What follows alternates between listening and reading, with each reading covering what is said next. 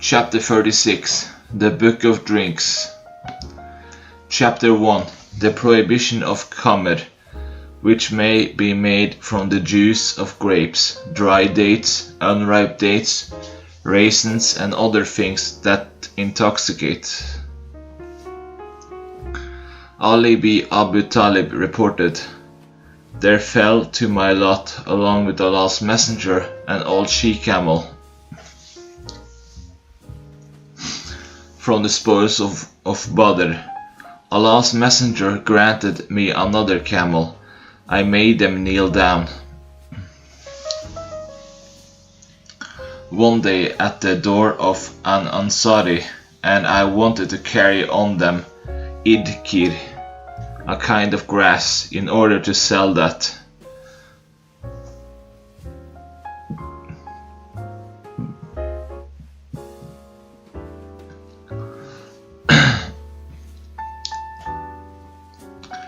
There was with me a goldsmith of the tribe of Kainuka.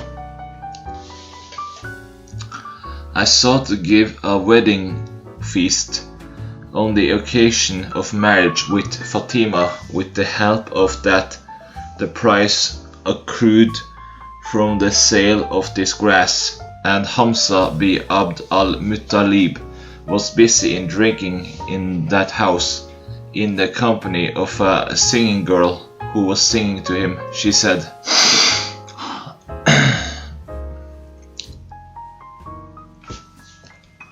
Hamza, get up for slaughtering the fat she-camels. Hamza attacked them with the sword and cut off their humps and ripped their haunches and then took out their livers. I said to Ibn Shihab, did he take out anything from the hump? He said, he cut off the humps altogether.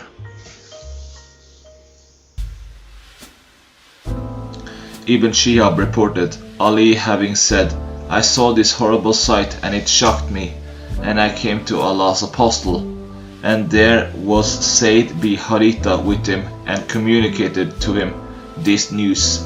He came in the company of Zayd, and I also went along with him, and he went to Hamza, and he expressed anger with him.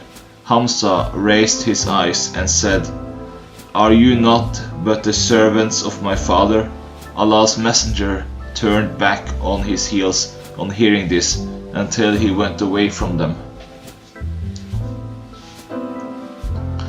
This hadith has been narrated on the authority of Jurayj with the same chain of transmitters. Hussein bin Ali reported Ali having said, There fell to my lot a she-camel out of the spoils of war on the day of Badr, and Allah's Messenger gave me another she-camel on that day, out of the khums, 1/5 reserved for Allah and His Messenger, when I made up my mind to consummate my marriage with Fatima, the daughter of Allah's Messenger. I prevailed upon a goldsmith of the tribe of Kainuka to go along with me, so that we might bring idkir, wishing to sell that to the goldsmiths, and thus I should be able to arrange my wedding feast. While I was arranging the equipments, litters, sacks, and ropes, my 2 she-camels were sitting down at the side of the apartment of a person of the Ansar.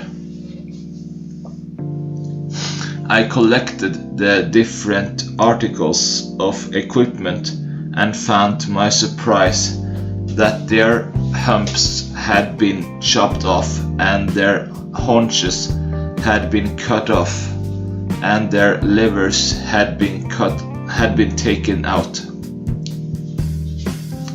I could not help weeping when I saw that plight of theirs. I said, Who has done that? They said, Hamza bin Abd al-Muttalib has done this, and he is in this house. dead drunk in the company of some of the Ansar,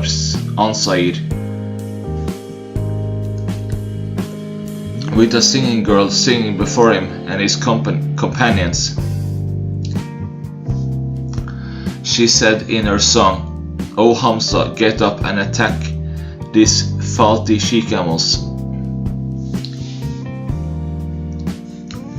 Thereupon Hamza stood up with a sword in his hand and cut off their humps and ripped their haunches and tore out their livers. Ali said, "I went away until I came to Allah's Messenger, and there was with him Zayd bin Haritha. Allah's Messenger recognized from my face what I had experienced, whereupon Allah's Messenger said, 'What has happened to you?' I said, 'Messenger of Allah, by Allah, I have never seen such an unfortunate day as this day.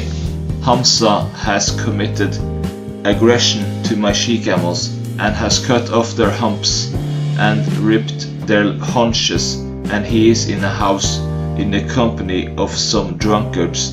Hearing this, Allah's Messenger sent for his mantle and putting it on him, he proceeded, and I and Zayd bin Haritha followed him until he came to the door of the house in which there was Hamza. He, the Holy Prophet, sought permission, which they granted him, and they were all drunk. Allah's Messenger began to reprimand Hamza for what he had done. Hamza's eyes were red.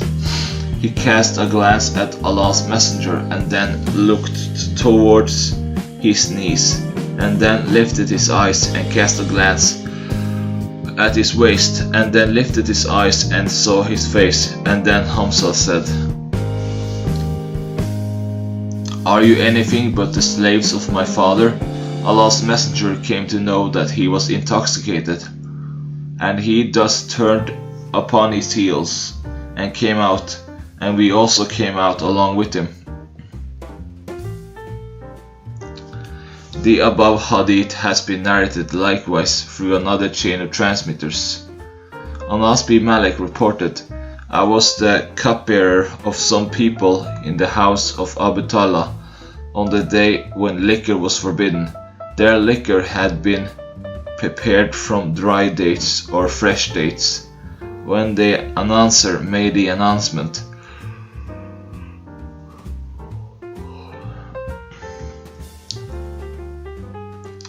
he, Abu Talha, said to me, 'Go out and find out what the announcement is.' I got out and found an announcer making this announcement, 'Behold, liquor has been declared unlawful.' He said, 'The liquor was spilt and flowed in the lanes of Medina.' Abu Talha said to me, 'Go out and spill it.' And I spilt it. They said, or some of them said, 'Such and such were killed, such and such were killed, for the wine had been in their stomachs.' He, the narrator, said, 'I do not know whether it is the narration transmitted by Anas or by someone else.' Then Allah, the Exalted and Majestic, revealed, 'There shall be no sin imputed unto those who have believed and done good works for what they may have eaten, as long as they fear Allah and believe and do good works.' V 93. Abd al-Asif's B. Suhaib reported, some persons asked Anas bin Malik about fadik, that is a wine prepared from fresh dates, whereupon he said, 'There was no liquor with us except this fadiki of yours. It was only this fadik that I had been serving to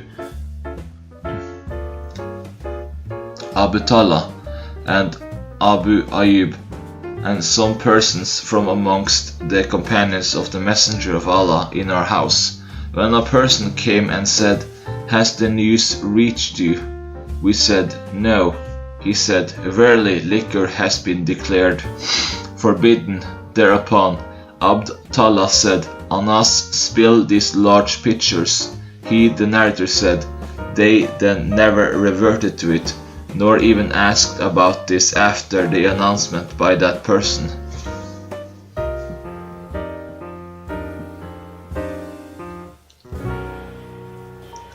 Anas bin Malik reported,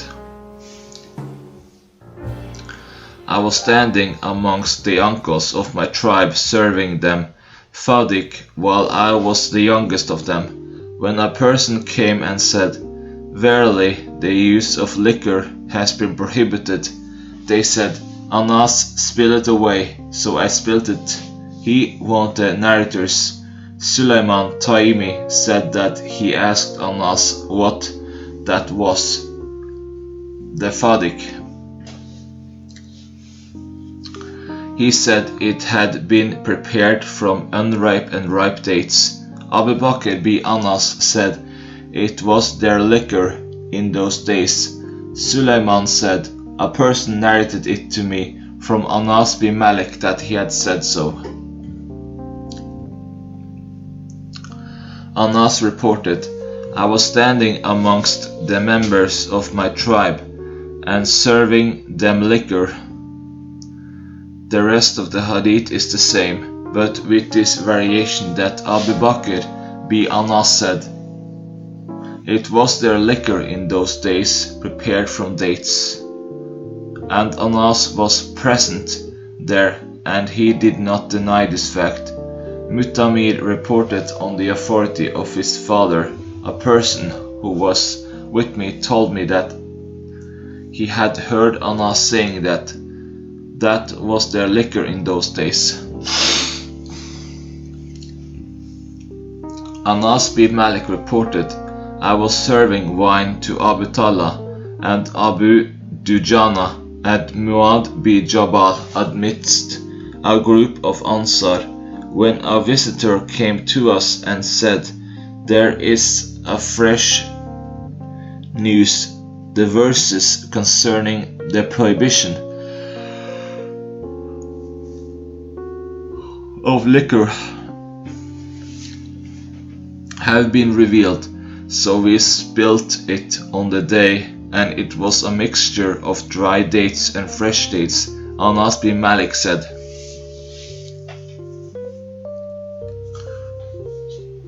"Vilkamer was declared unlawful. The common liquor of theirs was then a mixture of dry dates and fresh dates." Anas bin Malik said, "I was serving wine to Abu Talha, Abu Dujana and Suhail bin Baida from a waterskin which contained the mixture of unripe dates and fresh dates. The rest of the hadith is the same." Anas bin Malik is reported to have said that Allah's Messenger had forbidden to mixture fresh dates and unripe dates and then drinking the wine prepared out of it, and that was their common intoxicant when liquor was prohibited.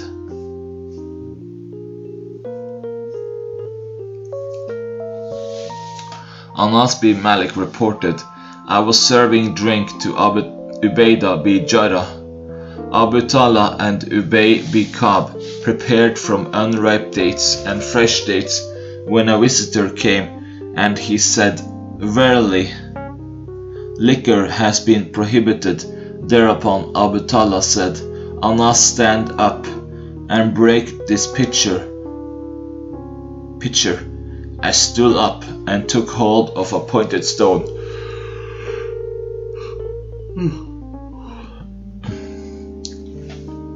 and struck the pitcher with its lower part until it broke into pieces." Anas bin Malik reported, "Allah revealed the verse in which Allah prohibited the use of liquor. In those days no other liquor was drunk but that prepared from dates." Chapter 2. The prohibition of making vinegar from wine. Anas reported that Allah's Messenger was asked about the use of khamr, from which vinegar is prepared. He said, "No, it is prohibited."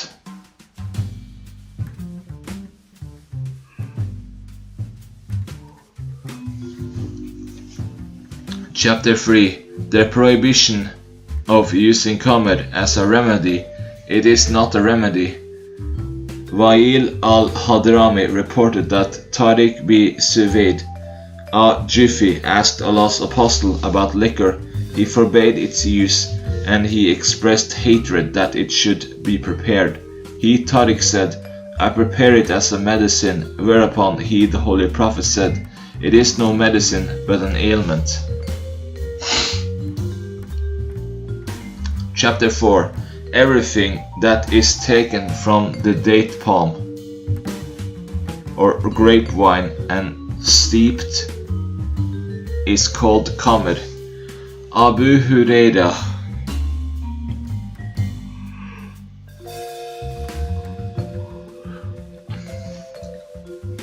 reported Allah's Messenger having said, "Wine is prepared from the fruit of these two trees, date palm and wine." This hadith has been narrated on the authority of Abu Hurairah through a different chain of transmitters.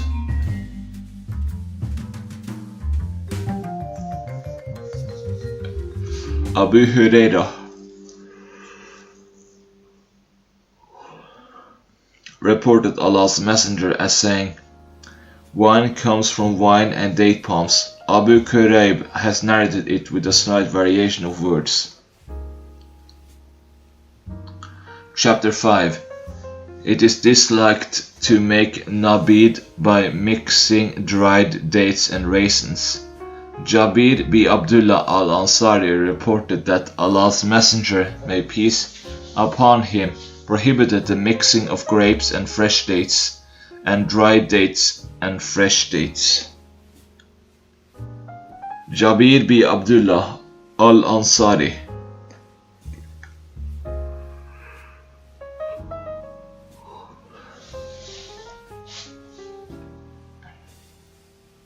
reported that Allah's Messenger prohibited the preparation of nabid by mixing together fresh dates and grapes, and he prohibited the preparation of nabid by mixing the fresh dates and unripe dates together.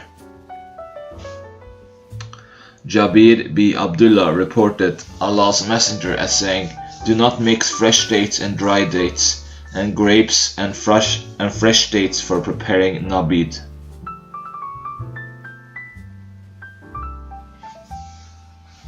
Jabir b. Abdullah al-Ansari reported that Allah's Messenger prohibited the preparation of nabid by mixing grapes and fresh dates, and he forbade the preparation of nabid by mixing unripe dates with fresh dates. Abu Sa'id reported that Allah's Apostle prohibited that fresh dates and grapes be mixed together, and that fresh dates and unripe dates be mixed together. Abu Sa'id reported that Allah's Messenger prohibited us to mix grapes and dry dates together, and unripe dates and dry dates to prepare nabid.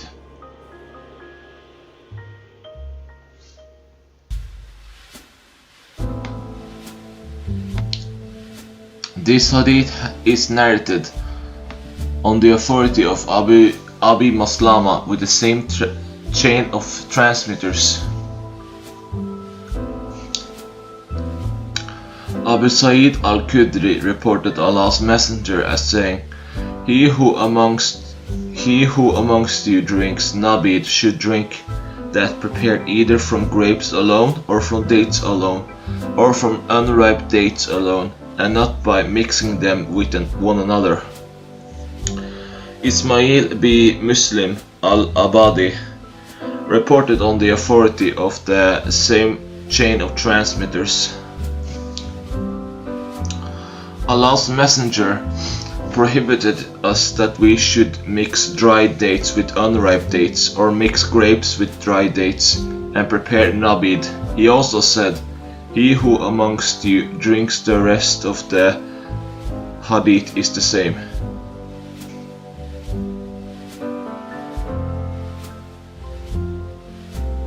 He who amongst you drinks the rest of the hadith is the same.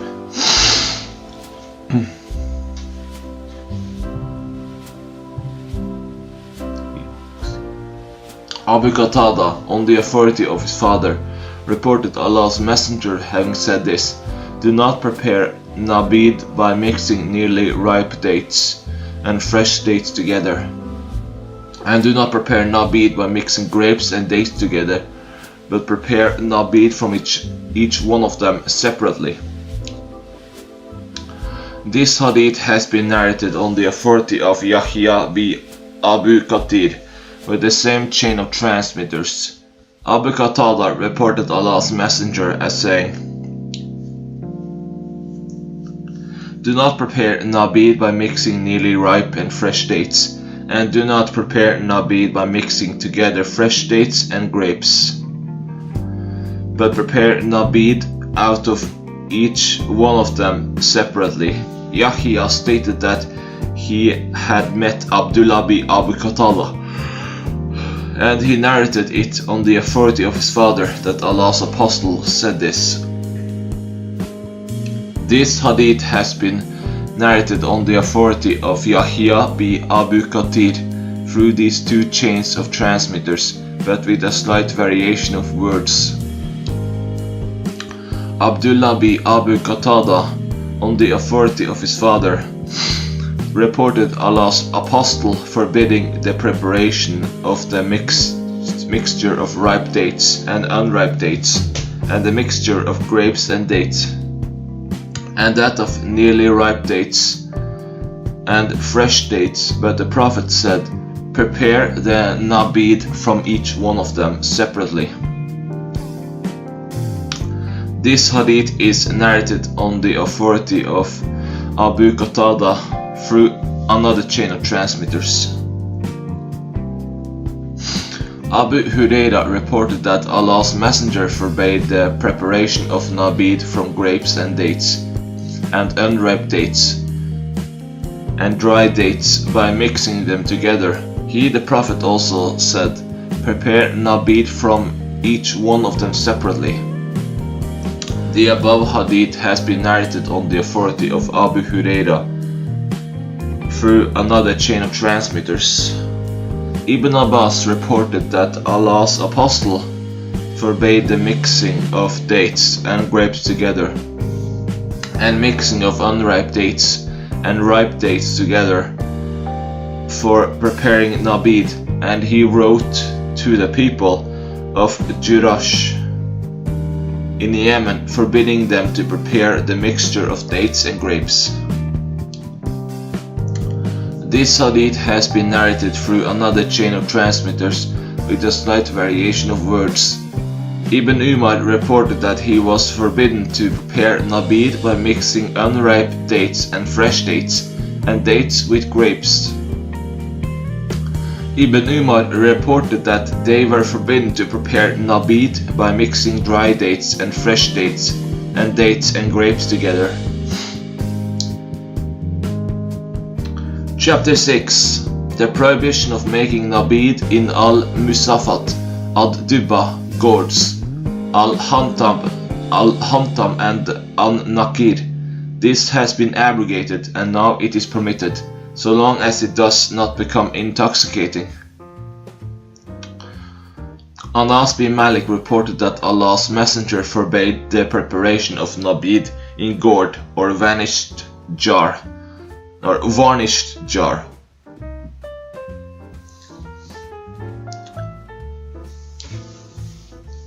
The above hadith is narrated through a different chain with a slight variation in wording.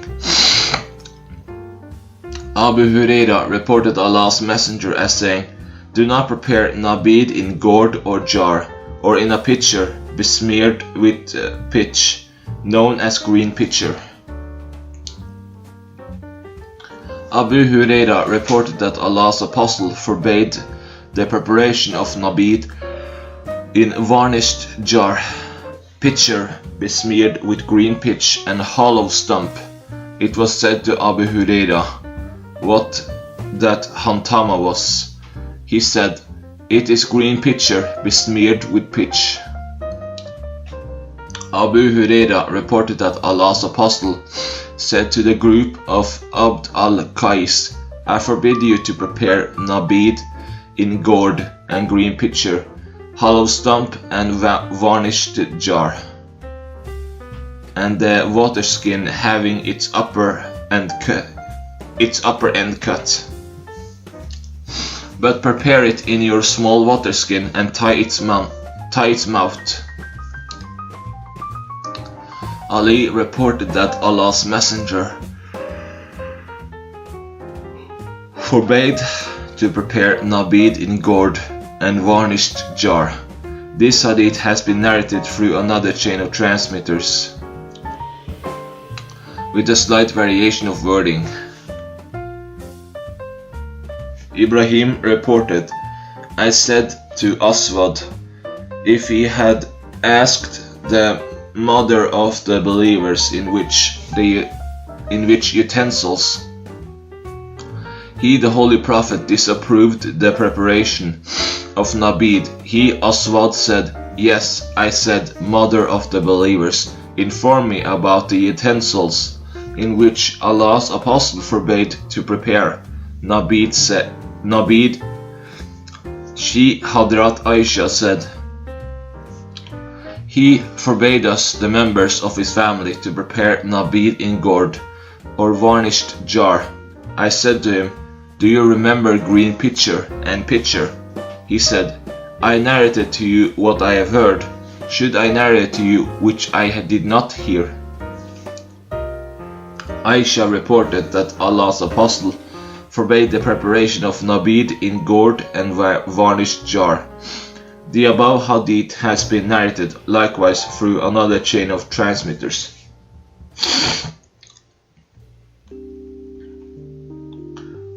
Thumama b. Hassan al-Kushairi reported, "I met Aisha and asked her about the utensils in which nabid may be prepared. She narrated to me that a group of Abd al-Qais came to Allah's apostle and asked, 'Allah's apostle, about nabid, he, the Holy Prophet, forbade them to prepare nabid in varnished jar, hollow stumps and gourd and green pitcher.'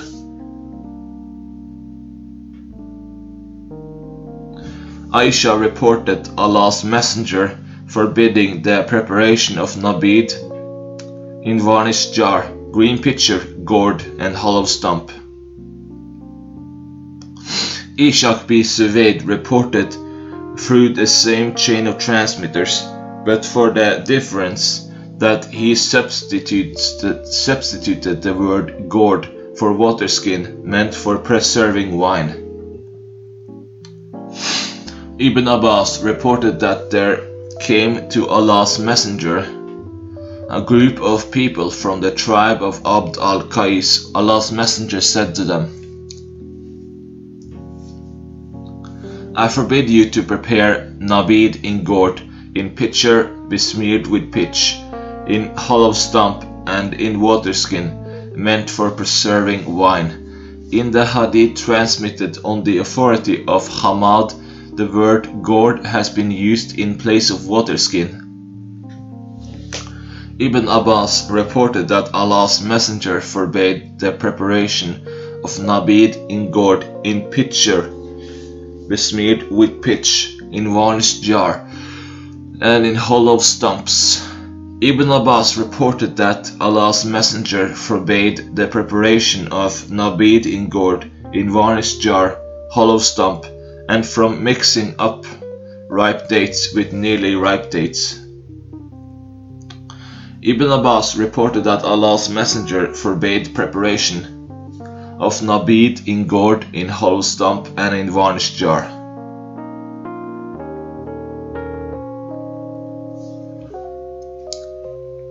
Abu Sa'id reported that Allah's Messenger forbade the preparation of nabid in a green pitcher besmeared with pitch. Abu Sa'id Khudri reported that Allah's Messenger forbade the preparation of nabid in gourd, in pitcher besmeared with green pitch, in hollow stump and in varnished jar. This hadith has been reported on the authority of Qatada with the same chain of transmitters that Allah's apostles forbade the preparation of nabid. The rest of the hadith is the same.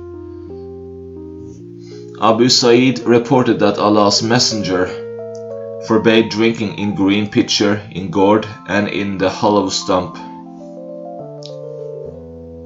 Sa'id b. Jubair reported, I bear testimony to the fact that Ibn Umar and Ibn Abbas testified to the fact that Allah's Messenger forbade the preparation of nabid in gourd, in vessel besmeared with pitch and hollow stump.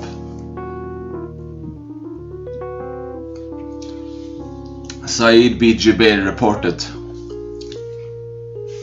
I asked Ibn Umar about the preparation of nabid in a green pitcher besmeared with pitch, whereupon he said that Allah's Messenger forbade the preparation of nabid in green pitcher besmeared with pitch. I then came to Ibn Abbas and said, do you hear what Ibn Umar has said? Thereupon he said, what does he say? I said, he stated that Allah's Messenger has forbidden the preparation of nabid in a green pitcher besmeared with pitch. Whereupon he said, Ibn Umar has told the truth. Allah's Messenger declared unlawful the preparation of nabid in a green pitcher besmeared with pitch. I said, what is this thing with the nabid of a pitcher, nabid prepared in a pitcher? Thereupon he said, everything that is prepared in earthen pitcher.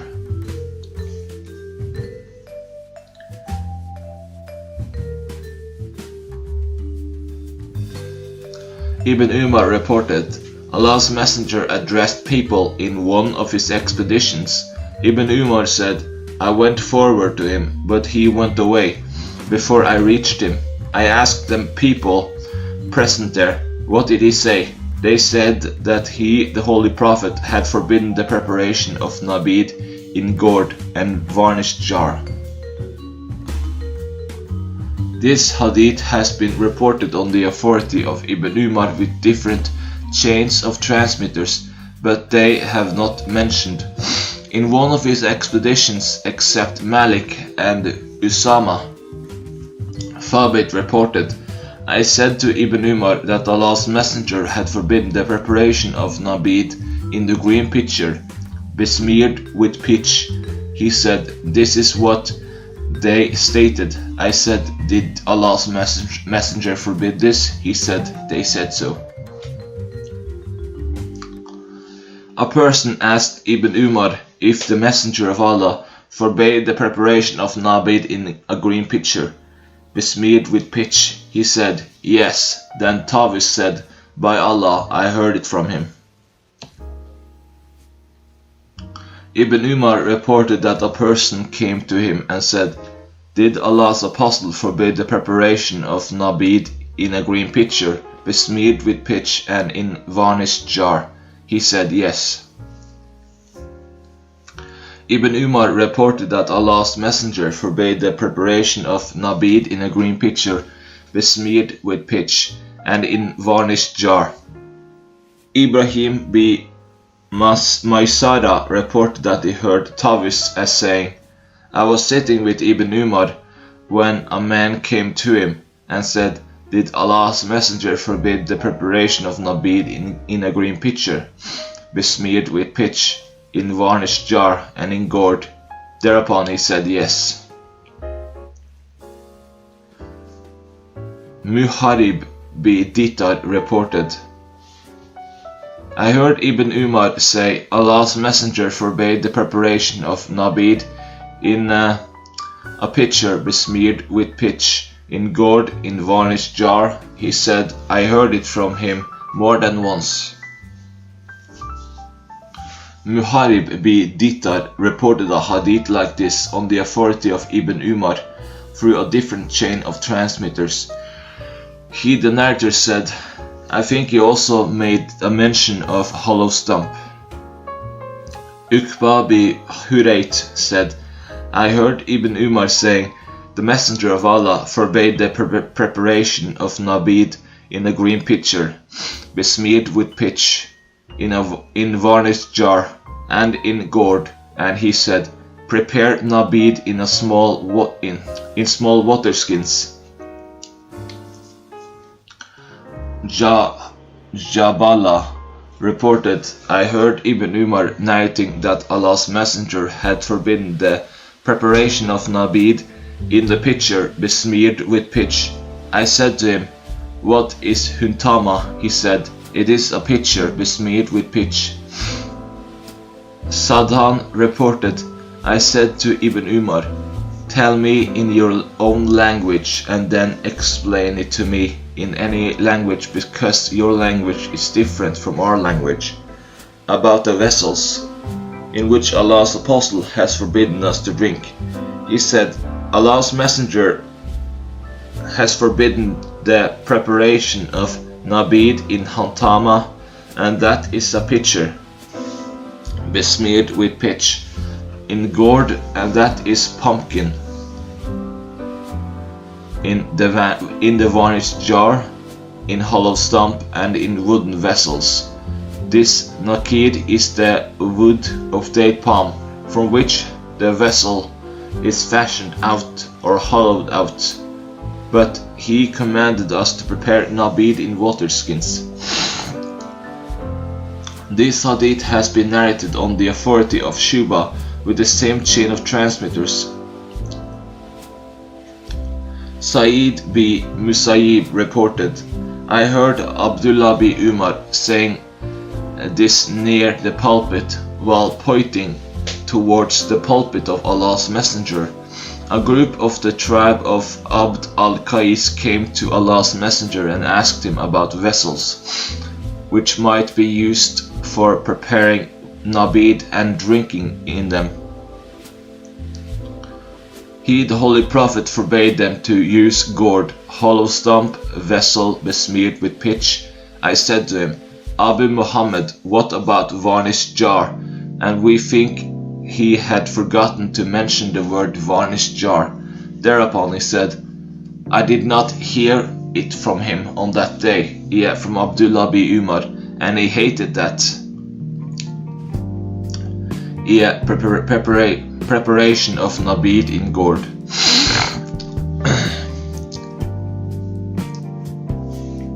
It is reported on the authority of Jabir and Ibn Umar that Allah's Messenger forbade the preparation of nabid in hollow stump and varnished jar and gourd. It is reported on the authority of Ibn Umar and that Allah's Messenger forbade the preparation of nabid in a green pitcher besmeared with pitch and gourd and varnished jar.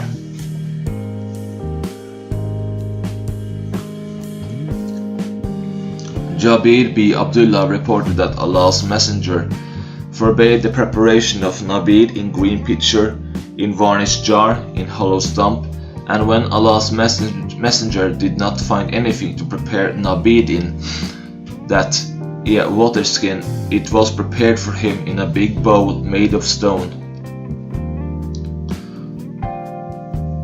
This hadith is reported on the authority of Jabir b. Abdullah that nabid was prepared for him in a big bowl of stone. Jabir reported that nabid was prepared for Allah's Messenger in a water skin, but if they did not find water skin, it was prepared in a big bowl of stone. One of the persons and I had heard from Abu Zubair that it was biram, a vessel made of stone.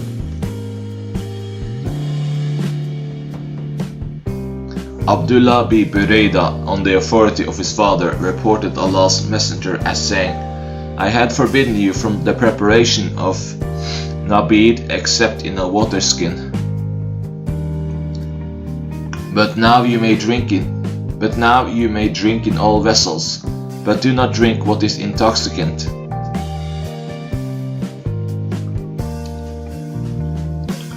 Ibn Burayda, on the authority of his father, reported Allah's messenger as saying, I had forbidden you from the preparation of nabid and drinking it in certain vessels, but now you may do so if you like, for it is not vessels or a vessel that makes a thing lawful or unlawful. It is every intoxicant that is unlawful. Ibn Burayda, on the authority of his father, reported Allah's messenger, may peace be upon him, as saying, I had forbidden you from the drinking and preparation of nabid in the vessels made out of leather, but now you may drink in all vessels, but you do not drink an intoxicant.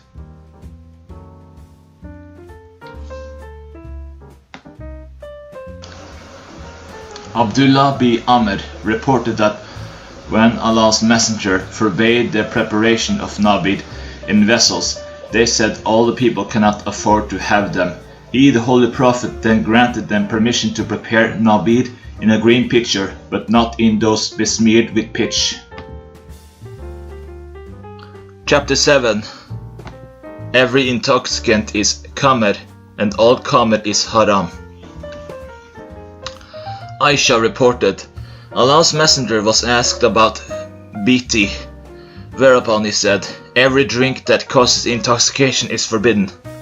Aisha reported that Allah's messenger was asked about it, whereupon he said that everything that causes intoxication is forbidden.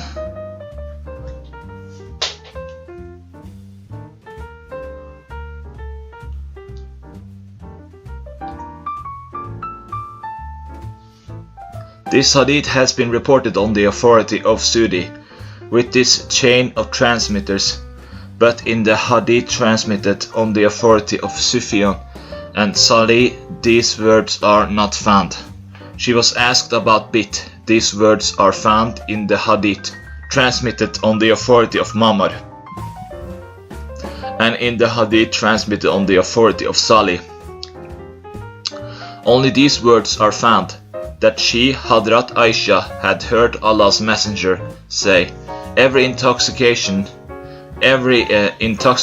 drink is forbidden.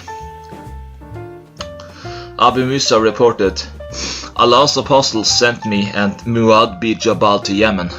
I said, Allah's messenger, there is prepared in our land a wine out of barley which is known as misr, beer of our times, and a wine from honey which is known as bit. Are these also forbidden? Whereupon he said, every intoxicant is forbidden. Abu Burda reported on the authority of his grandfather that Allah's messenger sent him and Muad bin Jabal to Yemen and said to them, give good tidings to the people and make things easy for them. Teach them and do not repel them. And I think he also said, cooperate cheerfully with each other. When he, the Holy Prophet, turned his back, Abu Musa returned to him and said, Allah's messenger, they, the people of Yemen, have a drink which is made from honey and which is prepared by cooking it until it coagulates, and misr is prepared from barley. Whereupon Allah's messenger said, every intoxicant that detains you from prayer is forbidden.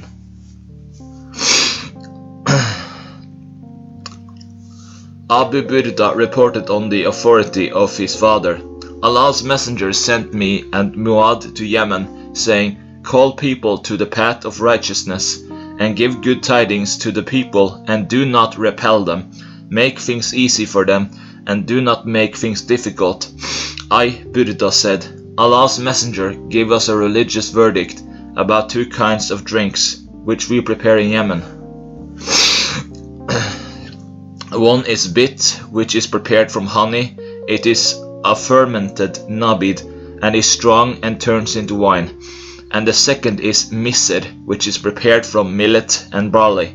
Thereupon Allah's messenger, who had been gifted with the most eloquent and pithy expressions, said, I forbid you from every intoxicant that keeps you away from prayer. Jabir reported that a person came from Jaishan, a town of Yemen, and he asked Allah's apostle about the wine which was drunk in their land, and which was prepared from millet and was called misr. Allah's messenger asked whether that was intoxicating. He said, Yes. Thereupon Allah's messenger said, Every intoxicant is forbidden. Verily, Allah the Exalted and Majestic made a covenant to those who drank intoxicants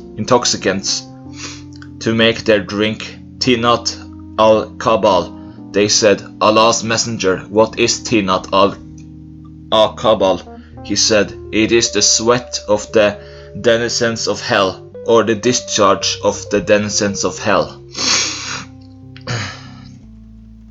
Ibn Umar reported Allah's messenger as saying, Every intoxicant is khamr, and every intoxicant is forbidden. He who drinks wine in this world and dies while he is addicted to it, not having repented, will not be given a drink in the hereafter.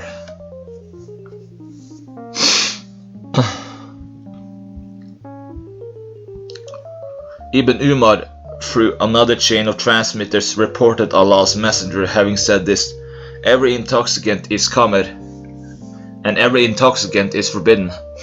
This hadith has been narrated on the authority of Musa bi Uqba with the same chain of transmitters. Nafi reported Ibn Umar as saying, I do not know this but from Allah's apostle, who said, Every intoxicant is khamr, and every khamr is forbidden. Chapter 8. The punishment of one who drinks khamr, if he does not repent from it, he will be denied it in the hereafter.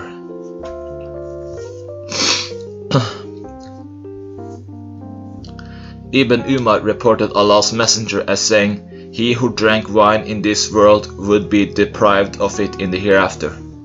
Ibn Umar said, He who drank wine in the world and did not repent will be deprived of it, the pure drink in the hereafter. It was said to Malik in this hadith marfu. He said, yes. Ibn Umar reported Allah's messenger as saying, He who drank wine in this world will not be provided with pure drink in the hereafter, except in case he repents. Ibn Umar reported this hadith from Allah's messenger through another chain of transmitters. Chapter 9. The permissibility of nabid so long as it has not become strong and has not become intoxicating. Ibn Abbas reported that nabid was prepared for Allah's messenger in the beginning of the night, and he would drink it in the morning and the following night and the following day and the night after that up to the afternoon. If anything was left out of that, he gave it to his servant or gave orders for it to be poured out.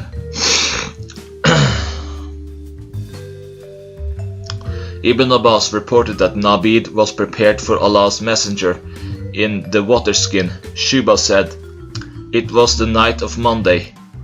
He drank it on Monday and on Tuesday up to the afternoon, and if anything was left out of it, he gave it to his servant or poured it out.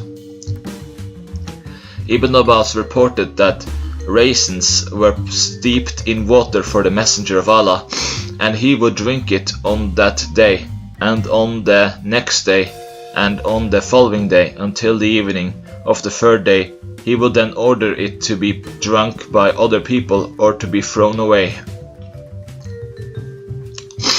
Ibn Abbas reported that nabid was prepared from raisins for Allah's messenger in the water skin, and he would drink it on that day, and on the next day, and the day following, and when it was the evening of the third day, and he would drink it and give it to his companions, and if something was left over, he threw that away.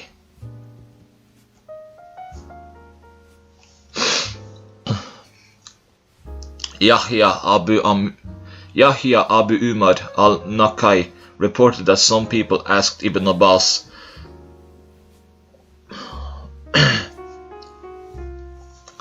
about the sale and purchase of wine and its commerce. He asked them, "Are you Muslims?" They said yes. Thereupon he said, "Its sale and purchase and its trade are not permissible." They then asked him about Nabid, and he said, "Allah's messenger went out on a journey and then came back, and some persons amongst his companions prepared Nabid for him in green pitcher, hollow stump and gourd. He commanded it to be thrown away, and it was done accordingly. He then ordered them to prepare it in a water skin, and it was prepared in that by steeping raisins in water, and it was prepared in the night.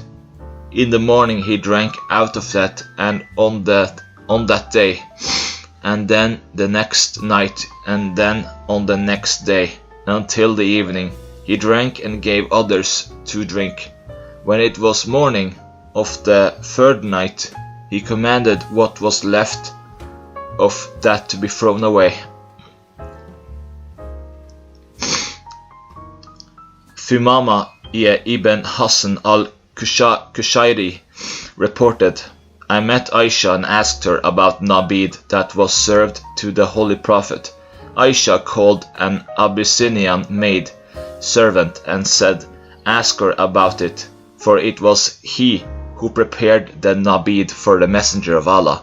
The Abyssinian maid servant said, 'I prepared Nabid for him in a water skin in the night, and tied its mouth, and then suspended it.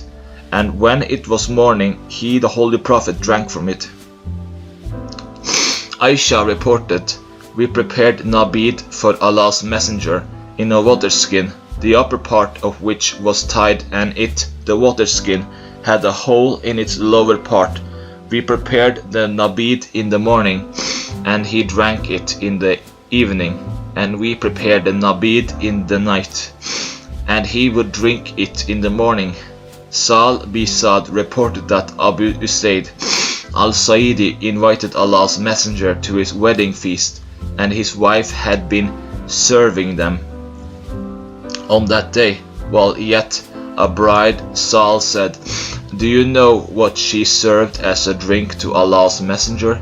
She steeped the dates in water during the night in a big bowl, and when he, the Holy Prophet, had eaten food, she served him this drink.' Sal reported that Abu Usaid al-Sa'idi came to Allah's Messenger. The rest of the hadith is the same, but he did not mention this. When he had eaten the food, she gave him this to drink. Sal B. Sa'd reported this hadith through another chain of transmitters, and he said these words, 'In a big bowl of stone, and when Allah's Messenger had taken the food, she drenched the dates and served this especially to him.'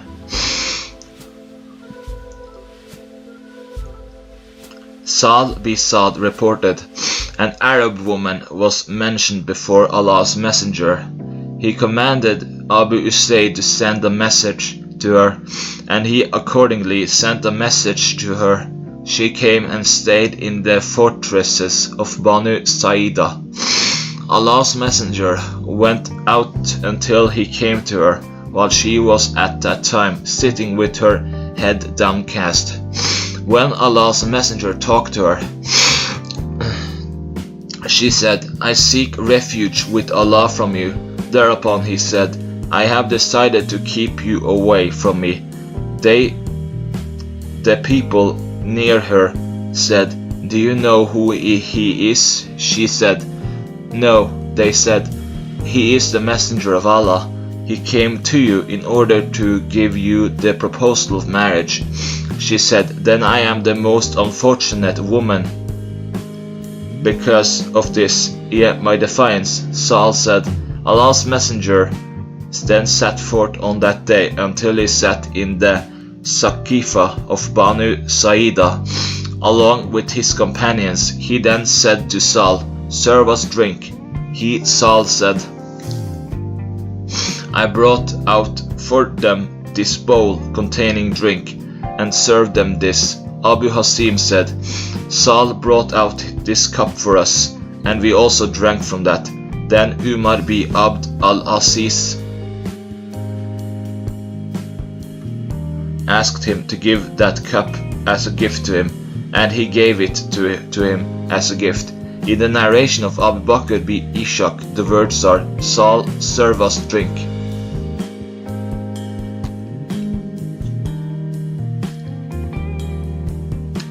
Anas reported, I served drink to Allah's messenger in this cup of mine, honey, nabid, water and milk. Chapter 10. The permissibility of drinking milk. Abu Bakr Siddiq reported, As we went along with Allah's messenger from Mecca to Medina, we passed by a shepherd and Allah's messenger was feeling thirsty. He, Abu Bakr Siddiq, said, I milked for him a small quantity of milk from his goat and brought it to him, the Holy Prophet, and he drank it, and I was very happy. Al-Bara reported, When Allah's messenger went forth from Mecca to Medina, Suraka bin Malik bin Yushim pursued him. Allah's messenger invoked curse upon him, and his horse sank in the desert. Suraka said, Allah's messenger, invoke blessings for me, and I will do no harm to you. He, the Holy Prophet, then supplicated Allah at that time. He, the Holy Prophet, felt thirsty, and they happened to pass by a shepherd. Abu Bakr Siddiq said, I took hold of a bowl and milked some milk into it for Allah's messenger and gave it to him. He drank it and I was pleased. Abu Huraira reported that Allah's messenger was presented 2 cups at Bait al-Maqdis on the night of heavenly journey, one containing wine and the other containing milk. He looked at both of them and took the one containing milk, whereupon Gabriel, peace be upon him, said, Praise is due to Allah, who guided you to the true nature. Had you taken the one containing wine, your ummah would have gone astray. This hadith is narrated on the authority of Abu Huraira through another chain of transmitters, but he did not mention Aelia Capitolina yet Bait al-Maqdis. Chapter 11. Drinking nabid and covering vessels. Abu Humayd Sa'idi reported, I came to Allah's messenger with a cup of milk from Naki, which had no cover over it. Whereupon he said, Why did you not cover it, even if you had covered it only with a stick? Abu Humayd said that he had been ordered that waterskins be tied during the night, and the doors be closed during the night. Abu Humayd Sa'idi reported through another chain of transmitters that he brought to Allah's messenger a cup containing milk, but there is no mention of the word in the night. Jabir bin Abdullah reported, We were with Allah's messenger, and he asked for water. A person said, Allah's messenger, may we not give you Nabid to drink. He, the Holy Prophet, said, "Yes, you may." He, the narrator, said, "Then that person went out speedily and brought a cup containing Nabid, whereupon Allah's messenger said, 'Why did you not cover it, even if it is with a wood?' He said that then he drank it." Jabir reported that a person who was known as Abu Humayd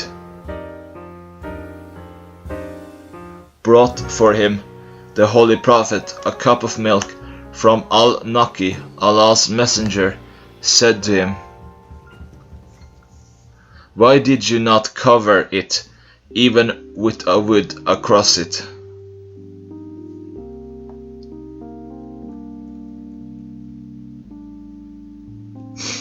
Chapter 12. It is recommended to cover vessels, tie up water skins, close doors, and mention the name of Allah over them, extinguish lamps and fires when going to sleep, and keep children and animals in after Maghrib. Jabir reported Allah's messenger as saying, "Cover vessels, water skins, close the doors, and extinguish the lamps, for the Satan does not loosen the water skin, does not open the door, and does not uncover the vessels.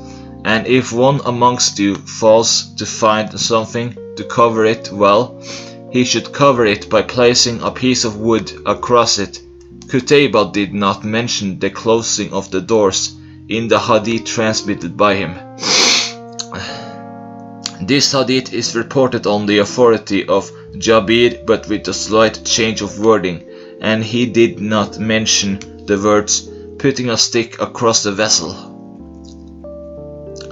Jabir reported Allah's messenger as saying, "Shut the doors." The rest of the hadith is the same, but with a slight variation of wording. "Cover the utensils," and further said, the mouse may set fire to the clothes of the residents of the house." This hadith has been reported on the authority of Jabir through another chain of transmitters, but with a slight variation of words. The mouse may set the house on fire over its inhabitants.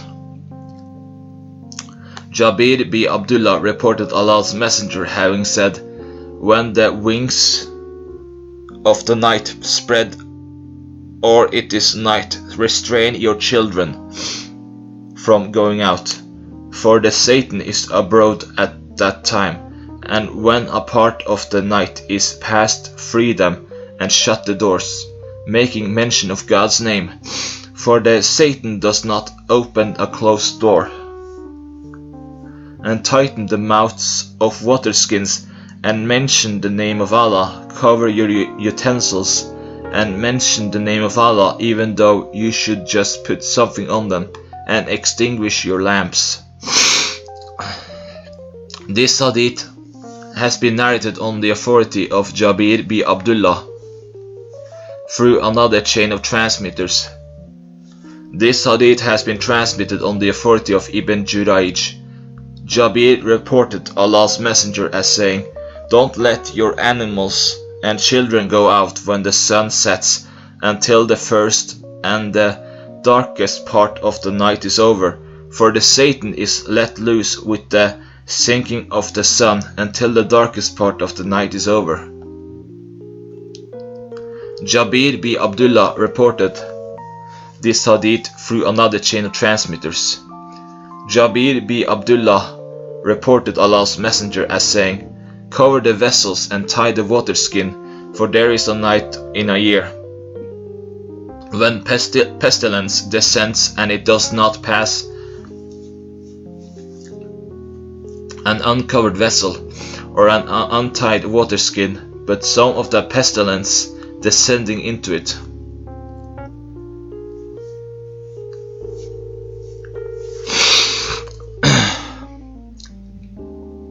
This hadith is reported on the authority of Layth bin Sa'd with the same chain of transmitters, but with a slight variation in wording, and that is that he, the Holy Prophet, said, "There is a day in a year when descends the pestilence. At the end of the hadith, Laith said that the non-Arabs saved themselves from it in Kanun Awal. This is the month of December. Salim, on the authority of his father, reported Allah's Messenger having said, "Do not leave the fire burning in your houses when you go to sleep." Abu Musa reported that a house was burnt down in Medina during the night over its inhabitants. When their matter was reported to Allah's Messenger, he said, "This fire is an enemy of yours, so when you go to sleep, extinguish it."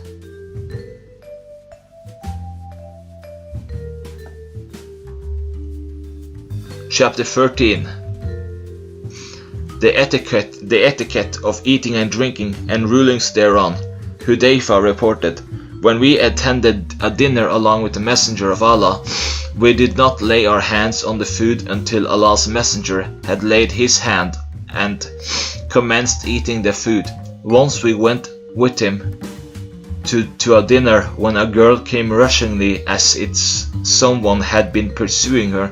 She was about to lay her hand on the food when Allah's Messenger caught her hand. Then a desert Arab came there rushingly, as if someone had been pursuing him.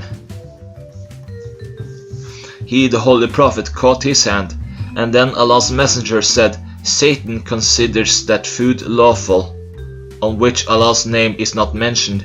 He had brought this girl so that the food might be made lawful for him, and I caught her hand, and he had brought a desert Arab so that the food might be lawful for him. So I caught his hand. By him in whose hand is my life, it was Satan's hand that was in my hand along with her hand." Hudayfa bin al-Yaman reported, "When we were invited to a dinner with Allah's Messenger, the rest of hadith is the same, but there is a slight variation of wording, and the variation is that in that hadith, the desert Arab precedes the arrival of that girl, and at the conclusion there is an addition to this effect. He, the Holy Prophet, then mentioned the name of Allah and ate."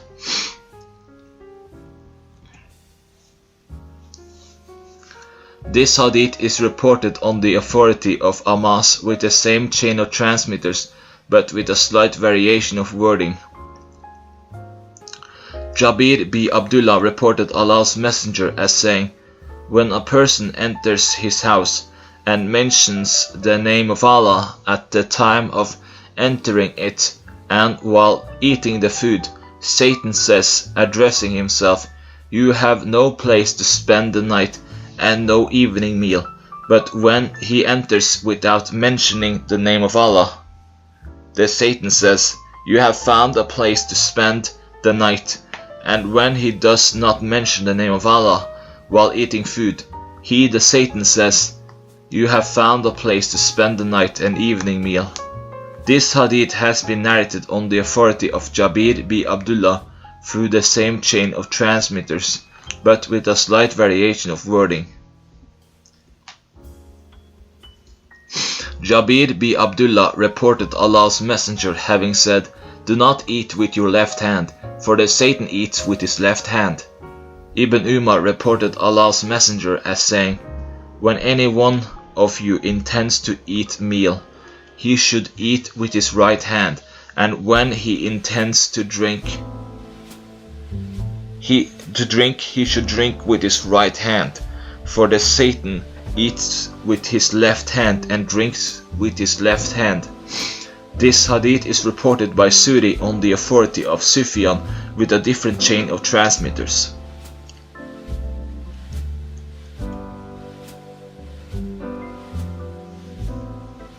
Salim, on the authority of his father, reported Allah's Messenger as saying, "None of you should eat with his left hand and drink with that left hand, for the Satan eats with left hand and drinks with that hand." Nafi has made this addition in that, "Do not take up anything with that left hand and do not give anything with that. And in the narration transmitted on the authority of Abu Tahir, there is a slight variation of wording.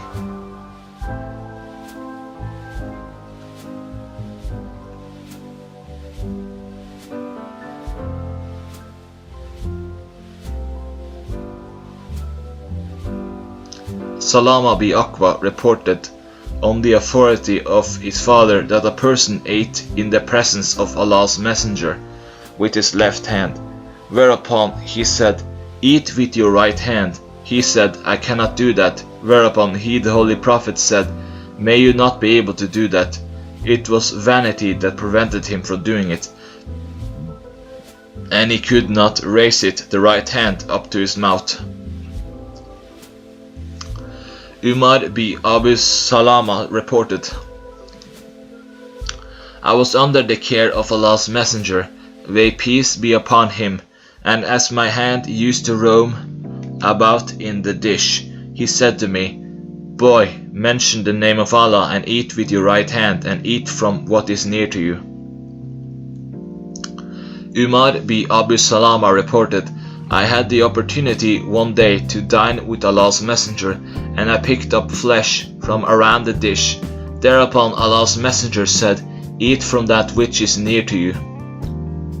Abu Sa'id Khudri reported that Allah's messenger forbade from turning the water skins upside down and drinking from its mouth. Abu Sa'id Khudri reported that Allah's messenger, may peace be upon him, forbade from turning the water skins upside down and drinking from their mouths. This hadith has been reported from Suri with the same chain of transmitters, but he also said that iktinat means that its head of the water skin be turned upside down and then water be drank from that. Chapter 14, Drinking while standing. Anas reported Allah's apostle disapproved the drinking of water while standing. Anas reported that Allah's apostle forbade that a person should drink while standing. Qatada reported, "We said to him, 'What about eating?' Thereupon he, Anas, said, 'That is even worse and more detestable, abominable.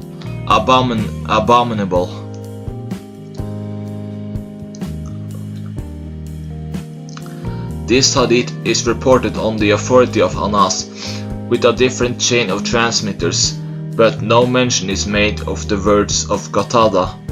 Abu Sa'id Khudri reported that Allah's messenger warned against drinking while standing. Abu Sa'id Khudri reported this hadith through another chain of transmitters, but with a slight variation of wording.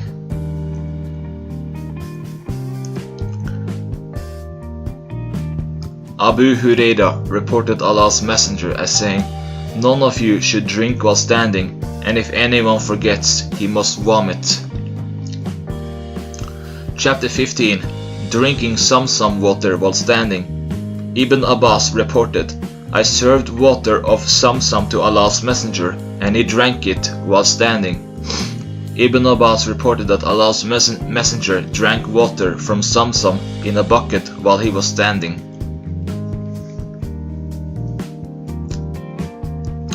Ibn Abbas reported that Allah's apostle drank water from Zamzam while he was standing.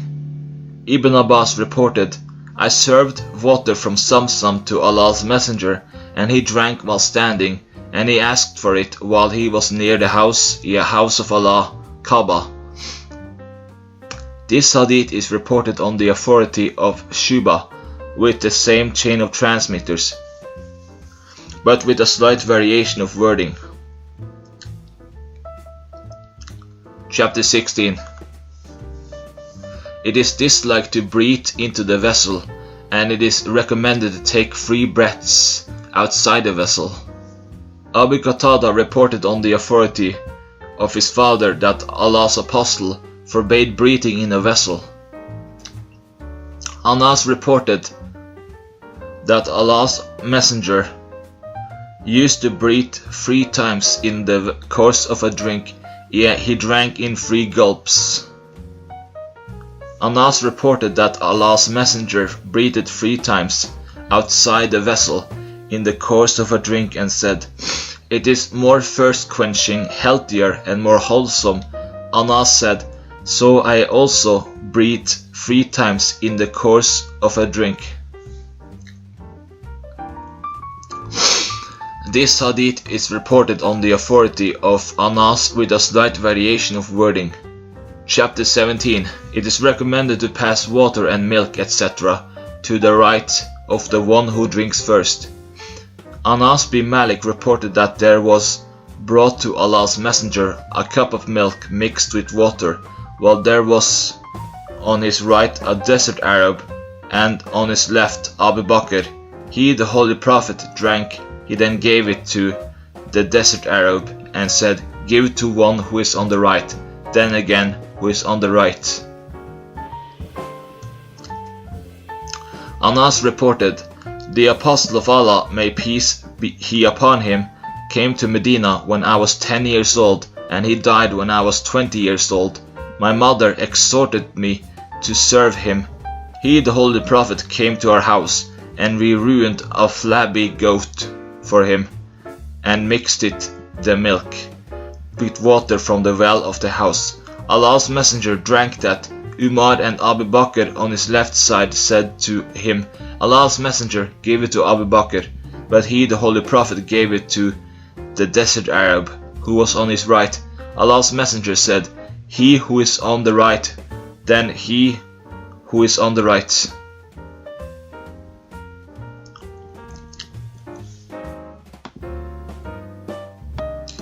Anas bin Malik reported, Allah's messenger came to our house and he asked for a drink. We milked a goat for him and then mixed the milk with the water of this well of mine. I gave it to Allah's messenger and he drank it while Abu Bakr was on his left and Umar was in front of him and a desert Arab was on his right. When Allah's messenger had finished the drink, Umar said, Allah's messenger, here is Abu Bakr, give him to drink.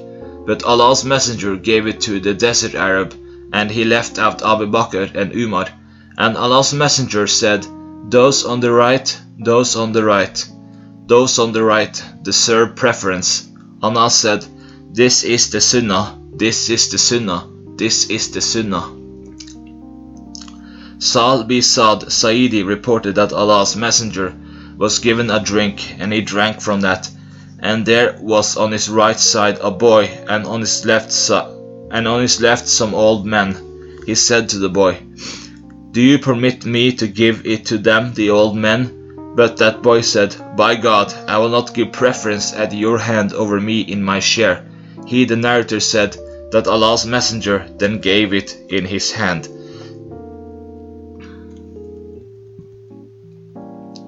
This hadith is reported on the authority of Sa'al bin Sa'd with a slight variation of wording. Chapter 18. It is recommended to lick one's fingers and wipe the bowl, and to eat a piece of food that is dropped after removing any dirt on it. It is disliked to wipe one's hand before licking it, because of the possibility that the blessing of the food may be in that remaining part. The sunnah is to eat with 3 fingers. Ibn Abbas reported, Allah's messenger, may peace be upon him, as saying, when any one of you eats food, he should not wipe his hand until he has licked it himself or has given it to someone else to lick. Ibn Abbas reported Allah's messenger as saying, when any one of you eats food, he should not wipe his hand until he has licked it or got it licked by someone else. Ibn Ka'b bin Malik reported on the authority of his father that he saw Allah's messenger licking his 3 fingers after having finished the food. Ibn Hatim made no mention of 3. This hadith is also narrated through another chain of transmitters. Ibn Ka'b bin Malik reported on the authority of his father that the Messenger of Allah used to eat food with 3 fingers, and he licked his hand before wiping it with towel. Abdullah bin Ka'b reported that his father, Ka'b, narrated to him that Allah's Messenger used to eat with 3 fingers, and when he had finished eating, he licked them. A hadith like this has been reported on the authority of Ka'b bin Malik through another chain of transmitters. Jabir reported that Allah's Messenger commanded the licking of fingers and the dish, saying, You do not know in what portion the blessing lies. Jabir reported Allah's Messenger as saying, When any one of you drops a mouthful, he should pick it up and remove any of the filth on it, and then eat it, and should not leave it for the Satan, and should not wipe his hand with towel until he has licked his fingers, for he does not know in what portion of the food the blessing lies.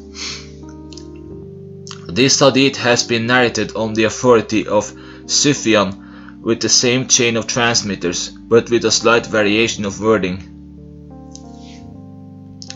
Jabir reported, I heard Allah's Apostle as saying, The Satan is present with any one of you in everything he does. He is present even when he eats food, so if any one of you drops a mouthful, he should remove away anything filthy on it and eat it, and not leave for the devil. And when he finishes food, he should lick his fingers, for he does not know in what portion of his food the blessing lies. This hadith is reported on the authority of Amas with the same chain of transmitters, but with a slight variation of words. Amas.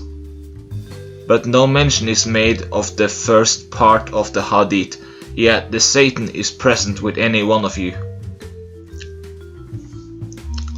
Jabir reported from Allah's Messenger about mentioning the licking of fingers and the falling of the mouthful. Anas reported that when Allah's Messenger ate food, he licked his 3 fingers, and he said, When any one of you drops a mouthful, he should remove anything filthy from it, and then eat it, and should not leave it for the Satan. He also commanded us that we should wipe the dish, saying, You do not know in what portion of your food the blessing lies. Abu Hurairah reported Allah's Messenger as saying, When any one of you eats food, he should lick his fingers, for he does not know in what part of the food sticking to his fingers the blessing lies.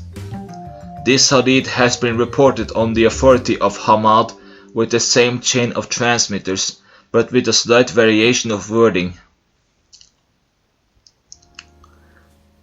Chapter 19.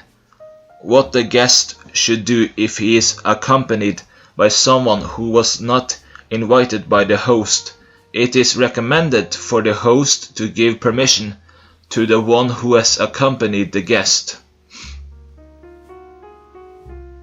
Abu Masud Ansari reported that a person from the Ansar who was called Abu Shu'aib had a slave who was a butcher by profession. He, Abu Masud, saw Allah's Messenger and found signs of hunger on his face.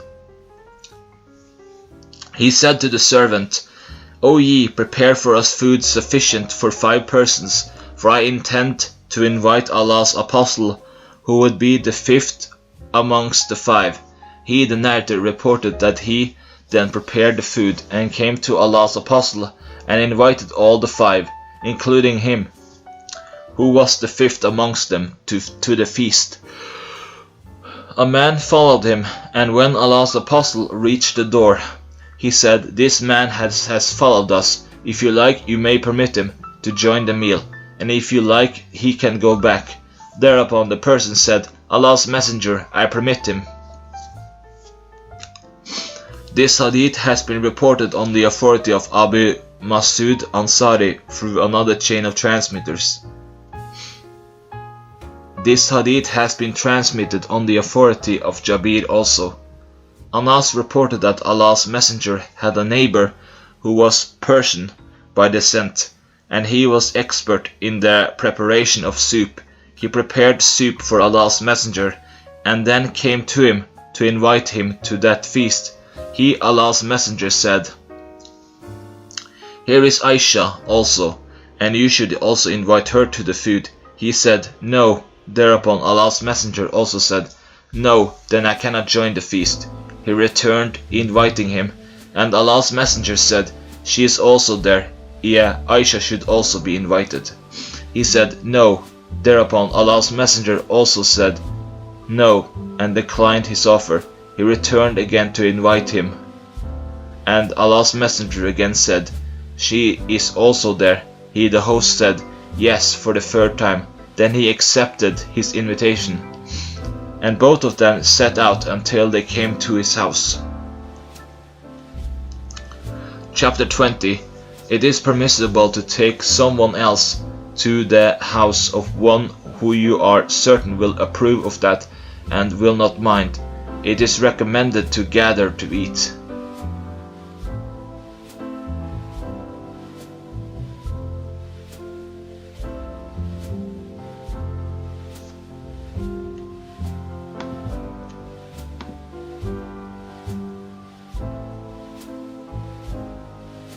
Abu Huraira reported that Allah's Messenger went out of his house one day or one night, and there he found Abu Bakr and Umar also. He said, What has brought you out of your houses at this hour? They said, Allah's Messenger, it is hunger. Thereupon he said, By him in whose hand is my life, what has brought you out has brought me out too. Get up. They got up along with him, and all of them came to the house of an Ansari, but he was not at home. When his wife saw him, she said, Most welcome, and Allah's Messenger, may peace be upon him, said to her, Where is so-and-so? She said, He has gone to get some fresh water for us. When the Ansari came and he saw Allah's Messenger and his two companions, he said, Praise be to Allah, no one has more honorable guests today than I have. He then went out and brought them a bunch of ripe dates, dry dates and fresh dates, and said, Eat some of them. He then took hold of his long knife for slaughtering a goat or a sheep. Allah's messenger said to him, Beware of killing a milch animal.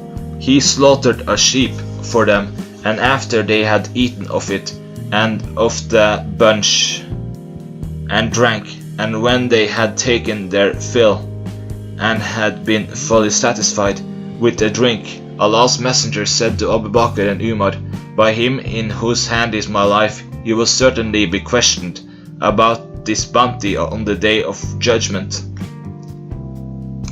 Hunger brought you out of your house. Then you did not return until this bounty came to you. Abu Huraira reported, One day while Abu Bakr was sitting and there was with him Umar, also there came to them Allah's Messenger, and he said, What makes you stay here? They said, It is hunger that has brought us out from our houses, by him who has stint you with truth. The rest of the hadith is the same. Jabir bin Abdullah reported, When the ditch was dug, I saw Allah's Messenger, may peace be upon him, feeling very hungry. I came to my wife and said to her, Is there anything with you? I have seen Allah's Messenger feeling extremely hungry. She brought out a bag of provisions which contained a saw of barley. We had also with us a lamb I slaughtered it. She ground the floor. She finished this work along with me. I cut it into pieces and put it in the earthen pot, and then returned to Allah's apostle for inviting him. She said, "Do not humiliate me in the presence of Allah's messenger and those who are with him."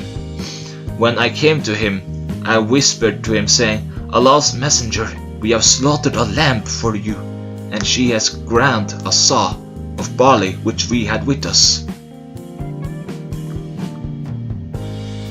So you come along with a group of people with you." Thereupon Allah's messenger said loudly, "O people of the ditch, Jabir has arranged a feast for you, so come along." Allah's messenger said, "Do not remove your earthen pot from the hearth, and do not bake the bread from the kneaded flour until I come." So I came, and Allah's messenger came, and he was ahead of the people. And I came to my wife, and she said to me, "You will be humbled." I said, I did what you had asked me to do." She, his wife, said, "I brought out the kneaded flour, and Allah's messenger put some saliva of his in that and blessed it. He then put saliva in the earthen pot and blessed it, and then said, 'Call another baker who can bake with you, and bring out the soup from it, but do not remove it from the hearth.' And the guests were 1,000. Jabir said, "I take an oath by Allah that all of them ate the food to their fill, until they left it and went away, and their earthen pot was brimming over as before. And so was the case with our flour." Or as Dahak, another narrator, said, the flour was in the same condition, and loaves had been prepared from that. Anas bin Malik reported that Abu Talha said to Sulaym, "I felt some feebleness in the voice of Allah's messenger, and perceived that it was due to hunger. So have you anything with you?" She said, "Yes." She brought out barley loaves, then took out a head covering of hers in a part of which she wrapped those loaves, and then put them beneath my mantle, and covered me with a part of it. She then sent me to Allah's messenger. I set forth and found Allah's messenger sitting in the mosque in the company of some persons. I stood near them, whereupon Allah's messenger said, "Has Abu Talha sent you?" I said, "Yes." He said, "Is it for a feast?" I said, "Yes." Thereupon Allah's messenger said to those who were with him to get up. He went forth, and so I did before them, until I came to Abu Talha and informed him. Abu Talha said, Sulaym, here comes Allah's messenger along with people, and we do not have enough food to feed them."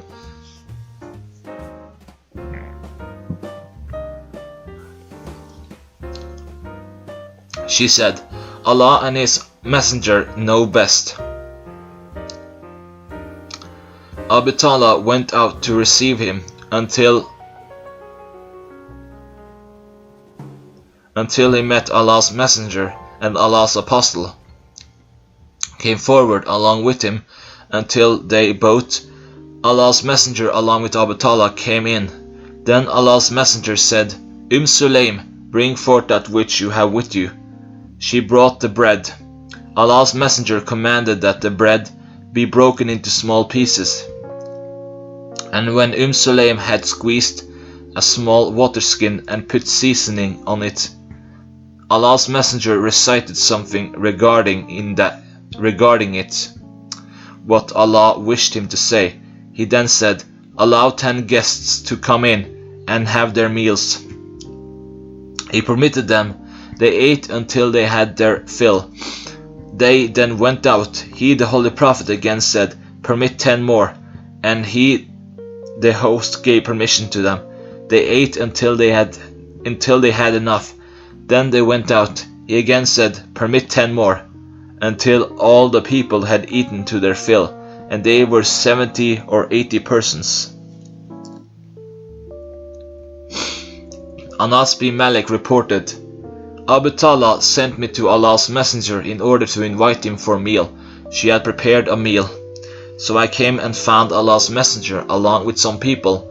He looked at me, and I felt shy and said,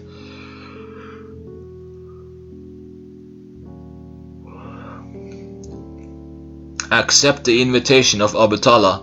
He, the Holy Prophet, asked the people to get up. Thereupon Abu Talha said, "Allah's Messenger, I have prepared something for you." Allah's Messenger touched the food and invoked blessings upon it,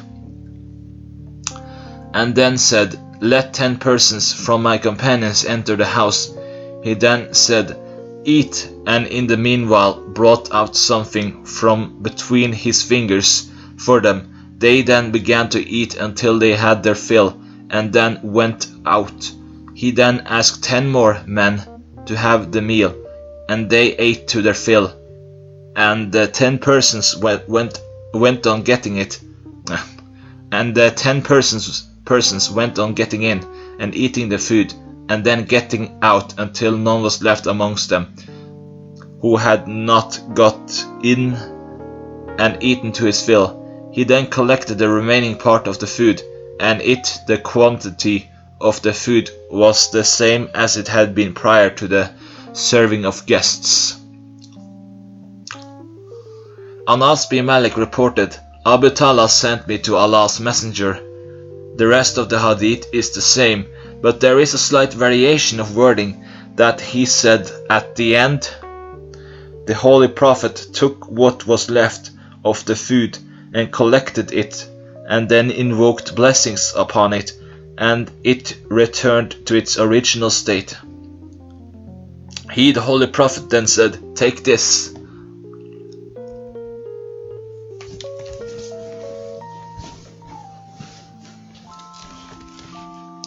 Anas bin Malik reported, Abu Talha ordered Sulaym to prepare a meal especially for Allah's Apostle. He then sent me to him to the Holy Prophet.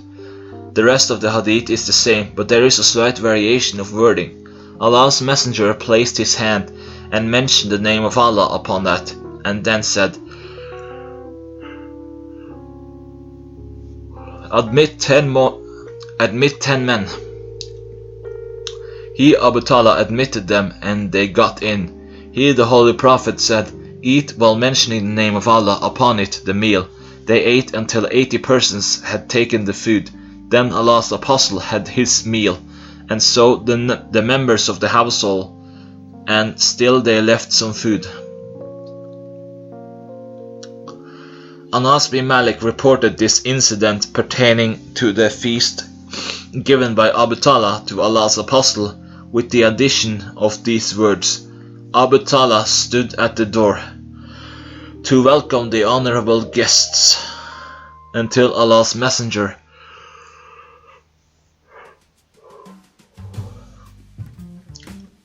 may peace be upon him, came there. He, Abu Talha, said to him, Allah's Messenger, the thing we intend to offer you as a meal is small in quantity. Thereupon he, the Holy Prophet, said, Bring that, for Allah will soon bless it and increase it.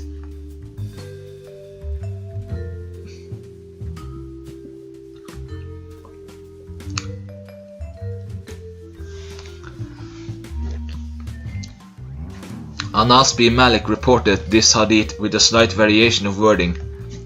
Then Allah's Messenger ate, and the people of his house also ate, but still there was left a surplus, which they sent to their neighbors. Anas bin Malik reported, Abu Talha saw Allah's Messenger lying down upon his belly in the mosque. He came to Sulaym and said, I saw Allah's Messenger lying down upon the belly in the mosque, and I think he is hungry. The rest of the hadith is the same, but with the addition of these words, that Allah's Messenger ate the food. and so did Abu Talha, Sulaim and Anas bin Malik, but there was left something which we presented to our neighbors. Anas bin Malik reported, I visited Allah's Messenger one day and found him sitting in the company of his companions and talking to them, and he had tied his belly with a bandage. Usama said, I am in doubt whether there was stone on that his belly or not.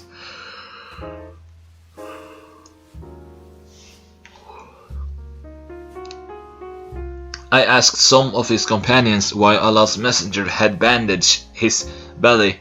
They said, he has done that to relieve his hunger. I went to Abu Talha, the husband of Sulaim, the daughter of Milhan, and said to him, Father, I saw Allah's Messenger having bandaged his belly.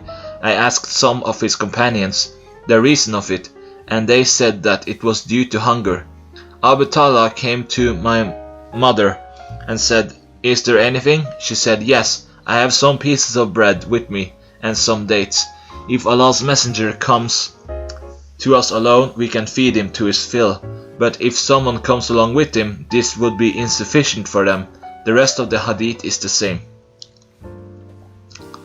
Anas bin Malik reported this hadith pertaining to the entertainment of Allah's Messenger by Abu Talha through another chain of transmitters.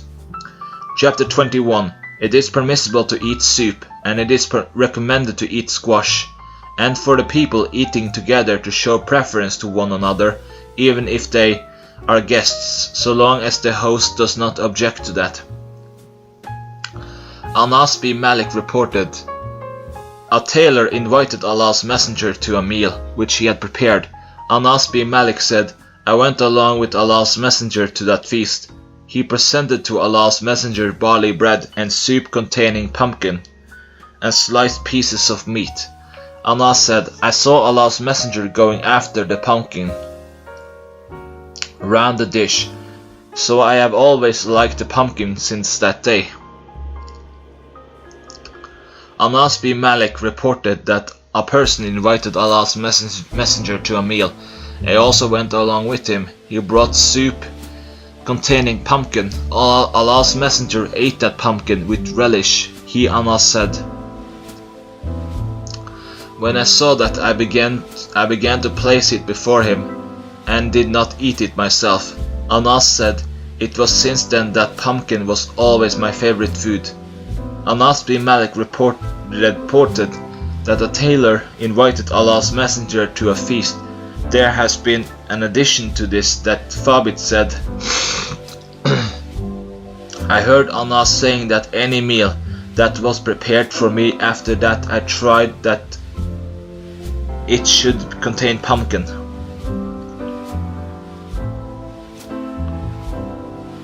Chapter 22. It is recommended to take the stones out of dates, and it is recommended for the guest to pray for the host and to ask a righteous guest to supplicate, and he should respond to that request. Abdullah bin Busr reported, Allah's Messenger came to my father, and we brought to him a meal and a preparation from dates, cheese and butter. He ate out of that. He was then given dates, which he ate, putting the stones between his fingers.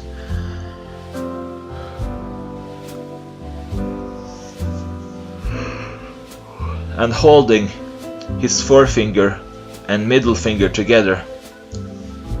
Shuba said, I think we learn from this that one may hold the date stones between two fingers. Inshallah. Then a drink was brought for him, and he drank it, and then gave it to one who was on his right side. He, the narrator, said, my father took hold of the rein of his riding animal and requested him to supplicate for us. Thereupon he said, O Allah, bless them in what you have provided them as a sustenance, and forgive them and have mercy upon them. This hadith has been narrated on the authority of Shuba with the same chain of transmitters, and they did not doubt about keeping the dates between his fingers as is expressed in the previous hadith. Chapter 23. Eating cucumbers with fresh dates. Abdullah bin Jafar reported, I saw Allah's Messenger eating cucumber with fresh dates. Chapter 24. It is recommended to be humble when eating and how to sit. Anas bin Malik reported, I saw Allah's Apostle squatting and eating dates. Anas reported that there were brought to Allah's Messenger dates.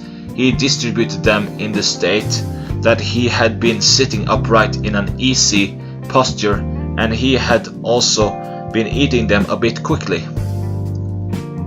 Chapter 25. The prohibition of eating 2 dates, etc.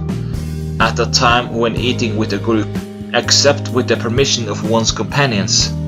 Jabala bin Suhaim reported, Ibn Zubayr used to provide us with dates during the time that the people were hard-pressed because of famine. Once, as we were busy in eating, there happened to appear before us Ibn Umar. He said, don't eat 2 dates together, for Allah's Messenger forbade eating them together, but only after seeking permission from his partner. Shuba said, I do not think these words pertaining to seeking permission, but from the words of Ibn Umar. This hadith has been reported on the authority of Shuba with the same chain of transmitters, but these words of his are not found. The people were hard pressed because of the famine during those days. Jabala bin Suhaim reported, I heard Ibn Umar as saying that Allah's Messenger forbade anyone taking 2 dates together without seeking the consent of his companions. Chapter 26. Storing dates and other provisions for one's children. Aisha reported Allah's Messenger as saying, a family which has dates will not be hungry. Aisha reported Allah's Messenger as saying, Aisha, a family which has no dates in their house, its members will be hungry. Or Aisha, the family which has no dates, its members may be hungry. He said this twice or thrice. Chapter 27. The virtue of the dates of Al-Madinah. Amir bin Sa'd bin Abu Waqqas, on the authority of his father, reported Allah's Messenger having said, he who ate 7 dates of the land situated between these 2 lava plains in the morning, no poison will harm him until it is evening. Amir bin Sa'd bin Abu Waqqas reported Allah's Messenger as saying, he who ate 7 ajwa dates in the morning, poison and magic will not harm him on that day. This hadith has been reported on the authority of Ibn Hashim, with the same chain of transmitters but with a slight variation of wording. Aisha reported Allah's Messenger as saying, the ajwa dates of Aliyah contain healing effects, and these are antidote in the early morning. Chapter 28. The virtue of truffles and treating the eyes with them. Sa'id bin Zayd bin Amr bin Nufail reported, I heard Allah's Apostle as saying, truffles are a kind of manna, and their juice is a medicine for the eyes. Through another chain of transmitters, Sa'id bin Zayd bin Amr reported, I heard Allah's Apostle as saying, truffles are a kind of manna, and their juice is a medicine for the eyes. Sa'id bin Zayd reported, I heard Allah's Messenger as saying, truffles are a kind of blessing, and their juice is a medicine for the eyes. Shuba said, when Hakam narrated this hadith to me, I did not deem it as a munkar hadith because of the narration of Abd al-Malik. Sa'id b. Said b. Amr b. Nufail reported Allah's Messenger as saying, "Truffles are a kind of manna which Allah the Glorious and Exalted sent down upon the people of Israel, and its juice is a medicine for the eyes." Sa'id b. Said reported Allah, our Messenger, as saying, "Truffles are a kind of manna which Allah sent down upon Moses, and their juice is a medicine for the eyes." Sa'id b. Said reported Allah's Messenger as saying, "Truffles are manna which Allah the Exalted, the Majestic, sent to the people of Israel, and its juice is a medicine for the eyes." Sa'id b. Said reported Allah's Messenger as saying, "Truffles are manna, and its juice is the medicine for the eyes." Chapter 29. The virtue of the black fruit from the arak tree. Jabir b. Abdullah reported, "We were with the Messenger of Allah at Mar as-Saran, and we were plucking the fruit of the arak tree. Whereupon Allah's Messenger, may peace be upon him, said, 'Pluck only its black ones, for they are the most pleasant.' We said, 'Allah's Messenger, it seems you shepherded the flock.' He said, 'Yes. Has there been a prophet who did not shepherd it?' or some words like it." Chapter 30. The virtue of vinegar and using it as a condiment. Aisha reported Allah's Apostle as saying, "The best of condiments or condiment is vinegar." This hadith has been reported on the authority of Sulaiman b. Bilal, with the same chain of transmitters, and he is reported to have said, "The best condiment," and he did not doubt about this word. Jabir b. Abdullah reported that Allah's Apostle asked his family for condiment. They, the members of his household, said, "We have nothing with us but vinegar." He asked for it. He began to eat it, and then said, "Vinegar is a good condiment. Vinegar is a good condiment." Jabir b. Abdullah reported, Allah's Messenger took hold of my hand one day and led me to his residence. There was presented to him some pieces of bread, whereupon he said, "Is there no condiment?" They, the members of his household, said, "No, except some vinegar." He, the Holy Prophet, said, "Vinegar is a good condiment." Jabir said, "I have always loved vinegar since I heard it from Allah's Apostle." Talha said, "I have always loved vinegar since I heard about it from Jabir." This hadith is reported on the authority of Jabir b. Abdullah that Allah's Messenger took hold of his hand and led him to his residence as narrated above, up to the words, "Vinegar is a good condiment," but in the hadith transmitted through this chain of transmitters, there is no mention of the subsequent part.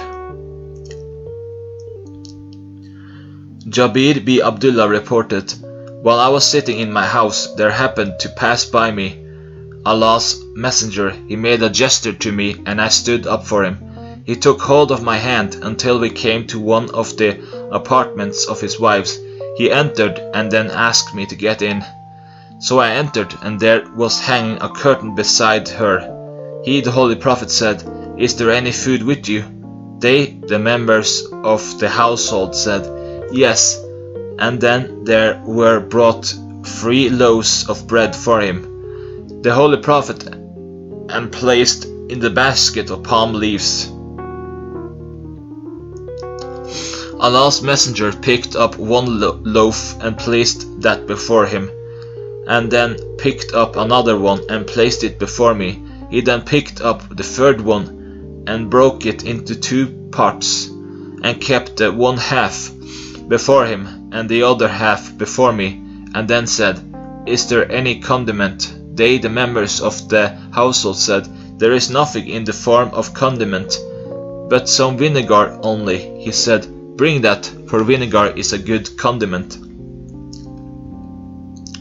Chapter 31. It is permissible to eat garlic, but the one who is going to address prominent people should refrain from eating it, and the same applies to other similar foods. Abd Aidb Ansari reported that when food was brought to Allah's Messenger, he ate out of that and sent the remaining part to me, and one day he sent to me the leftover. I found that he had not taken from it at all, for it included garlic. I asked him whether that was forbidden, whereupon he said, "No, but I do not like it because of its odor." He, Abu Ayyub Ansari, said, "Then I also do not like what you do not like." This hadith is narrated on the authority of Shuba with the same chain of transmitters. Allah, the freed slave of Abu Ayyub Ansari, reported, Allah's Messenger had alighted in his house, this of Abu Ayyub Ansari, at the time of his emigration to Medina, and he occupied the lower story, whereas Abu Ayyub Ansari lived in the upper story. One night Abu Ayyub Ansari got up and said to himself, "How unfortunate it is that we walk above the head of Allah's Messenger."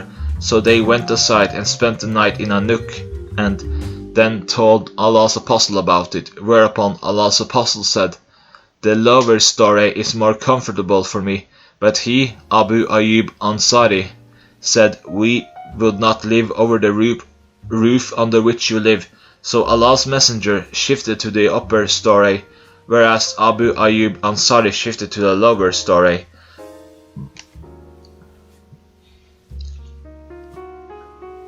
And he, Abu Ayyub Ansari, used to prepare food for Allah's Apostle. And when it was brought back to him, he asked to locate the part where his fingers had touched the food, and he followed his fingers on that part where his fingers, those of the Holy Prophet, had touched it. One day he prepared food which contained garlic, and when it was returned to him, he asked to locate the part which the fingers of Allah's Apostle had touched. It was said to him that he had not eaten the food. He, Abd Ayyub Ansari, was distressed and went up to him, to the Holy Prophet, and said, "Is it forbidden?" But Allah's Messenger said, "No, it is not forbidden, but I do not like it."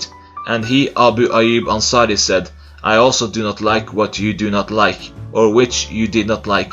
He, Abu Ayyub Ansari, said, "The Prophet did not eat garlic, as Allah's Apostle was visited by angels and brought him the message of Allah.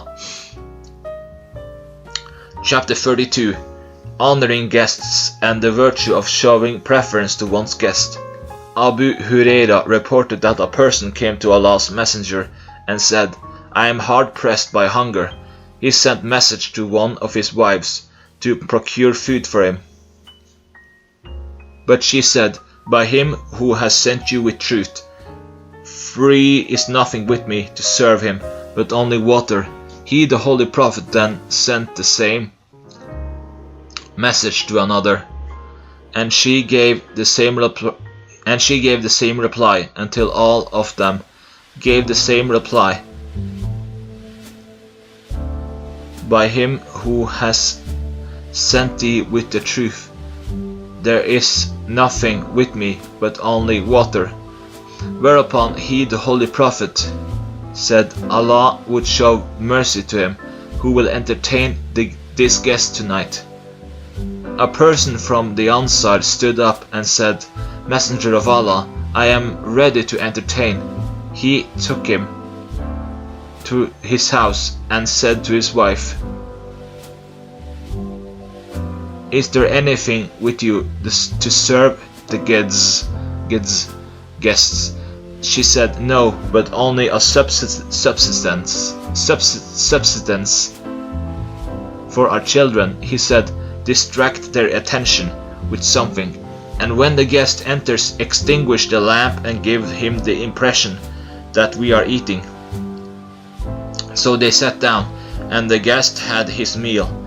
When it was morning, he went to Allah's apostle, who said, "Allah was well pleased with what you both did for your guest this night." Abu Huraira reported that the guest spent the night with a person from the Ansar who had nothing with him but food sufficient for his own self and his children. He said to his wife, "Lull the children to sleep, and put out the lamp, and serve the guest with what you have with you." It was on this occasion that this verse was revealed. Those who prefer the needy to their own self in spite of the fact that they are themselves in pressing need. LIX 9. Abu Huraira reported that a man came to Allah's Messenger so that he should entertain him as a guest, but he had nothing with which he could entertain him. He therefore asked if there was any person who would entertain him, assuring the audience that Allah would show mercy to him. A person from the Ansar who was called Abu Talha stood up, and he took him to his house. The rest of the hadith is the same, and mention is also made in that about the revelation of the verse as narrated by Waqi.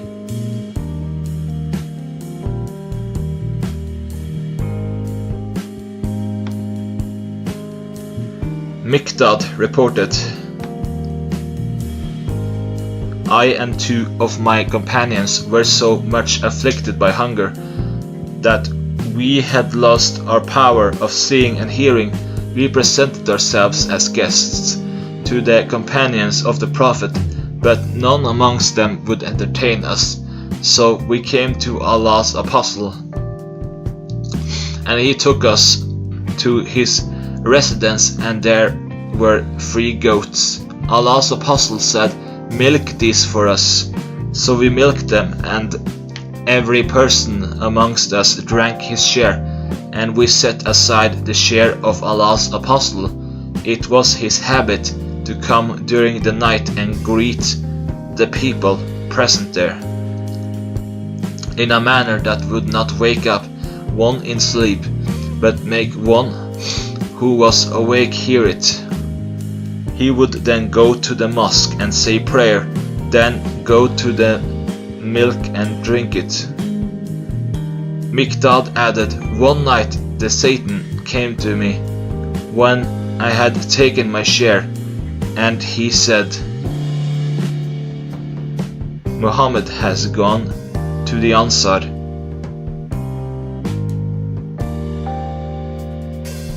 who would offer him hospitality, and he would get what is with them, and he has no need for this draught of milk.' So I took that milk and drank it, and when it had penetrated deeply in my stomach, and I was certain that there was no way out but to digest it, the Satan aroused my sense of remorse and said, 'Woe be to thee, what have you done? You have taken the drink reserved for Muhammad. When he would come and he would not find it, he would curse you, and you would be ruined, and thus there would go waste this world and the hereafter for you. There was a sheet over me.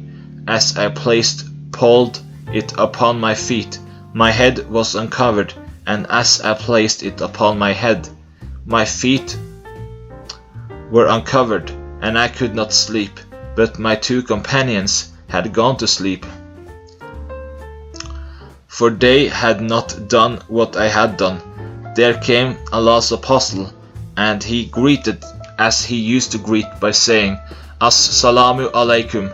He then came to the mosque and observed prayer, and then came to his drink, milk, and uncovered it, but did not find anything in it.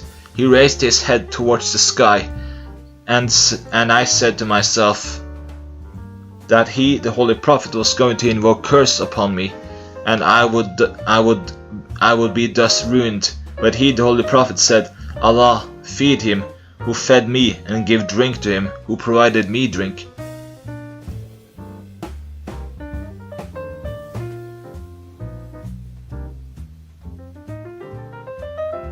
I held tight the sheet upon myself, and when he had supplicated, I took hold of the knife and went to the goats, possessed by the Holy Prophet, so that I may slaughter one for Allah's Messenger, which was the fattest among them, and in fact all of them were milch goats. Then I took hold of the vessel which belonged to the family of Allah's Messenger, in which they used to milk and drink therefrom, and milked them in that, until it swelled up with foam. I came to Allah's Messenger, and he said, Have you taken your share of the milk during the night? I said, Drink it, and he drank it. He then handed over the vessel to me, and I said, Allah's Messenger, drink it, and he drank it, and handed over the vessel to me again. I then perceived that Allah's Apostle had been satiated, and I had got his blessings. I burst into laughter, so much so that I fell upon the ground, whereupon Allah's Messenger said, Miqdad, it must be one of your mischiefs. I said, Allah's Messenger, this affair of mine is like this, and I have done so. Thereupon Allah's Apostle said, This is nothing but a mercy from Allah. Why is it that you did not give me an opportunity, so that we should have awakened our two friends, and they would have got their share of the milk? I said, By him who has sent you with truth, I do not mind whatever you give to them, and whatever the other people happen to get, when I had got it along with you from among the people. This hadith has been reported on the authority of Mughira with the same chain of transmitters. Abd al-Rahman bin Abu Bakr reported, We were 130 persons with Allah's Apostle. Allah's Apostle said, Does any one of you possess food? There was a person with us who had a saw of flour, or something about that, and it was needed. Then a tall polytheist with disheveled hair came driving his flock of sheep. Thereupon Allah's Apostle said, Would you like to sell it, any one of these goats, or offer it as a gift or a present? He said, No, I am not prepared to offer as a gift, but I would sell it. He, the Holy Prophet, bought a sheep from him, and it was slaughtered, and its meat was prepared, and Allah's Messenger commanded that its liver should be roasted. He, the narrator, said, By Allah, none among 130 persons was left whom Allah's Messenger had not given a part out of her liver. If anyone was present, he gave it to him, but if he was absent, it was set aside for him. And he, the Holy Prophet, filled 2 bowls, of one with soup and the other with mutton, and we all ate out of them to our heart's content, but still some part was left in those 2 bowls, and I placed it on the camel, or words to the same effect. Abd al-Rahman bin Abu Bakr reported that the people of Sufa were very poor. Once the Messenger of Allah said to his companions, He who amongst you has food for 2 persons should take 3 guests with him, and he who has with him food for 4 persons should take 5 or 6 guests with him for entertaining them. It was in accordance with these instructions of the Holy Prophet that Abu Bakr brought 3 persons, and the messenger of Allah brought 10 persons as guests to their respective houses. Abu Bakr had brought 3 persons, he himself and myself, my father and my mother along with them, He, the narrator, said, I do not know whether he also said, my wife and 1 servant who was common between our house and that of Abu Bakr. Abu Bakr had this evening meal with Allah's apostle.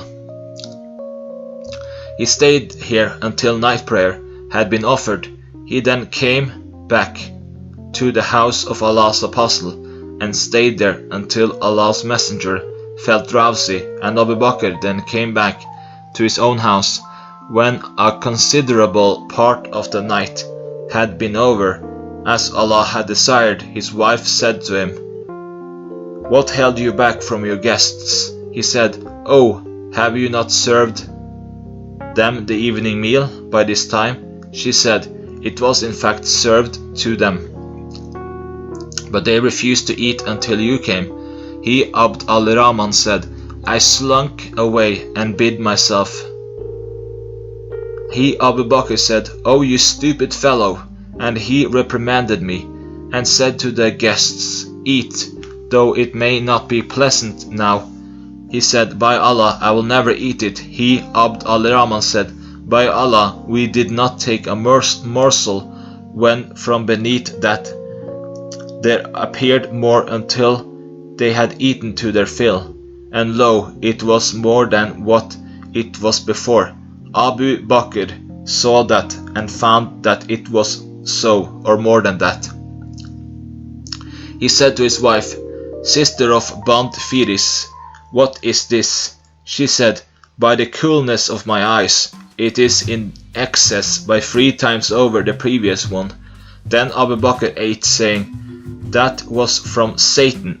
That was from the Satan with his vow for not eating the food. He then took a morsel out of that, and then took it the rest to the messenger of Allah, and it was kept there until morning. And during those days there was a covenant between us and some other people, and the period of covenant was over, and we had appointed 12 officials with every person amongst them. It is Allah only who knows as to how many people were there with each of them. He sent this food to them, and all of them ate out of it. Abd al-Rahman bin Abd Bakr reported, There came to our house some guests. It was a common practice with my father to go and talk to Allah's messenger during the night. While going, he said, Abd al-Rahman entertained the guests. When it was evening, we served the food to them, but they refused, saying, So long as the owner of the house does not come and join us, we would not take the meal. I said to them, He, Abd Bakr, is a stern person, and if you would not do that, if you do not take the food, I fear I may be harmed by him. But they refused, as he, my father, came. The first thing he asked was, Have you served the guests? They, the people of the household, said, We have not served them so far. He said, Did I not command Abd al-Rahman to do this? He, Abd al-Rahman, said, I slunk away and kept myself away by that time. He again said, O stupid fellow, I ask you on oath that in case you hear my voice you come to me. I came and said, By Allah, there is no fault of mine. These are your guests. You may ask them. I provided them with food, but they refused to eat until you came. He said to them, "Why is it that you did not accept our food? By Allah, I shall not even take food tonight, as you have not taken." They said, "By Allah, we would not take until you join us." Thereupon he, Abu Bakr, said, "I have never seen a more unfortunate night than this. Woe be to thee, that you do not accept from us food prepared for you." He again said, "What I did first, that is, the taking of vow for not eating the food, was prompted by the Satan. Bring the food." The food was brought, and he ate by reciting the name of Allah, and they also ate. And when it was morning, he came to Allah's apostle and said, "Allah's messenger, their oath that of the guests came to be true, but mine was not true." And after that he informed him of the whole incident. He said, "Your oath came to be the most true, and you are the best of them." He, the narrator, said, "I do not know whether he made an atonement for it." Chapter 33. The virtue of sharing a small amount of food, and the food of two is sufficient for three, and so on. Abu Huraira reported Allah's messenger as saying, "Food for 2 persons suffices 3 persons, and food for 3 persons suffices 4 persons." Jabir bin Abdullah reported, "I heard Allah's messenger as saying, food for 1 person suffices 2 persons, and food for 2 persons suffices 4 persons, and food for 4 persons suffices 8 persons." And in the tradition transmitted on the authority of Ishaq, there is no mention of the fact that he heard it directly from the Holy Prophet. A hadith like this is reported on the authority of Jabir, but with a different chain of transmitters. Jabir reported Allah's messenger as saying, "Food for 1 suffices 2, and food for 2 suffices for 4.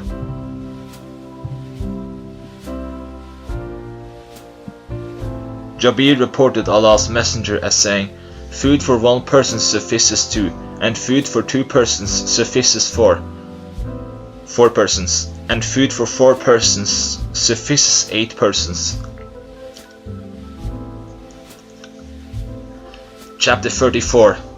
The believer eats in 1 intestine, and the disbeliever eats in 7 intestines. Ibn Umar reported Allah's messenger as saying that a non-Muslim eats in 7 intestines, whereas a Muslim eats in 1 intestine. This hadith has been reported on the authority of Ibn Umar, but with a different chain of transmitters. Nafi reported that Ibn Umar saw a poor man. He placed food before him, and he ate much. He, Ibn Umar, said, "He should not come to me, for I heard Allah's messenger as saying that the non-Muslim eats in 7 intestines." Ibn Umar reported Allah's messenger as saying, "A believer eats in 1 intestine, whereas a non-believer eats in 7 intestines." This hadith has been transmitted on the authority of Jabir. Abu Musa reported Allah's messenger as saying, "A believer eats in 1 intestine, whereas a non-believer eats in 7 intestines." This hadith has been narrated on the authority of Abu Huraira with a different chain of transmitters. Abu Huraira reported that Allah's messenger invited a non-Muslim. Allah's messenger commanded that a goat be milked for him. It was milked, and he drank its milk. Then the second one was milked, and he drank its milk. And then the other one was milked, and he drank its milk, till he drank the milk of 7 goats. On the next morning he embraced Islam, and Allah's messenger commanded that a goat should be milked for him, and he drank its milk. And then another was milked, but he did not finish it. Whereupon Allah's messenger said, "A believer drinks in 1 intestine, whereas a non-believer drinks in 7 intestines." Chapter 35. Do not criticize food. Abu Huraira reported that Allah's messenger never found fault with food served to him. If he liked anything, he ate it, and if he did not like it, he left it.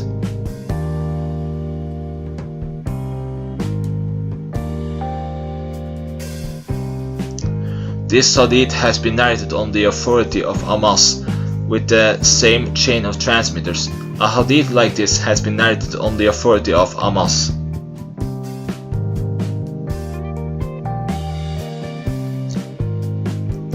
Abu Huraira reported, I never saw Allah's messenger finding fault with food served to him. If he liked it, he ate it, and if did not like it, he kept silent. This hadith has been narrated on the authority of Abu Huraira through a different chain of transmitters.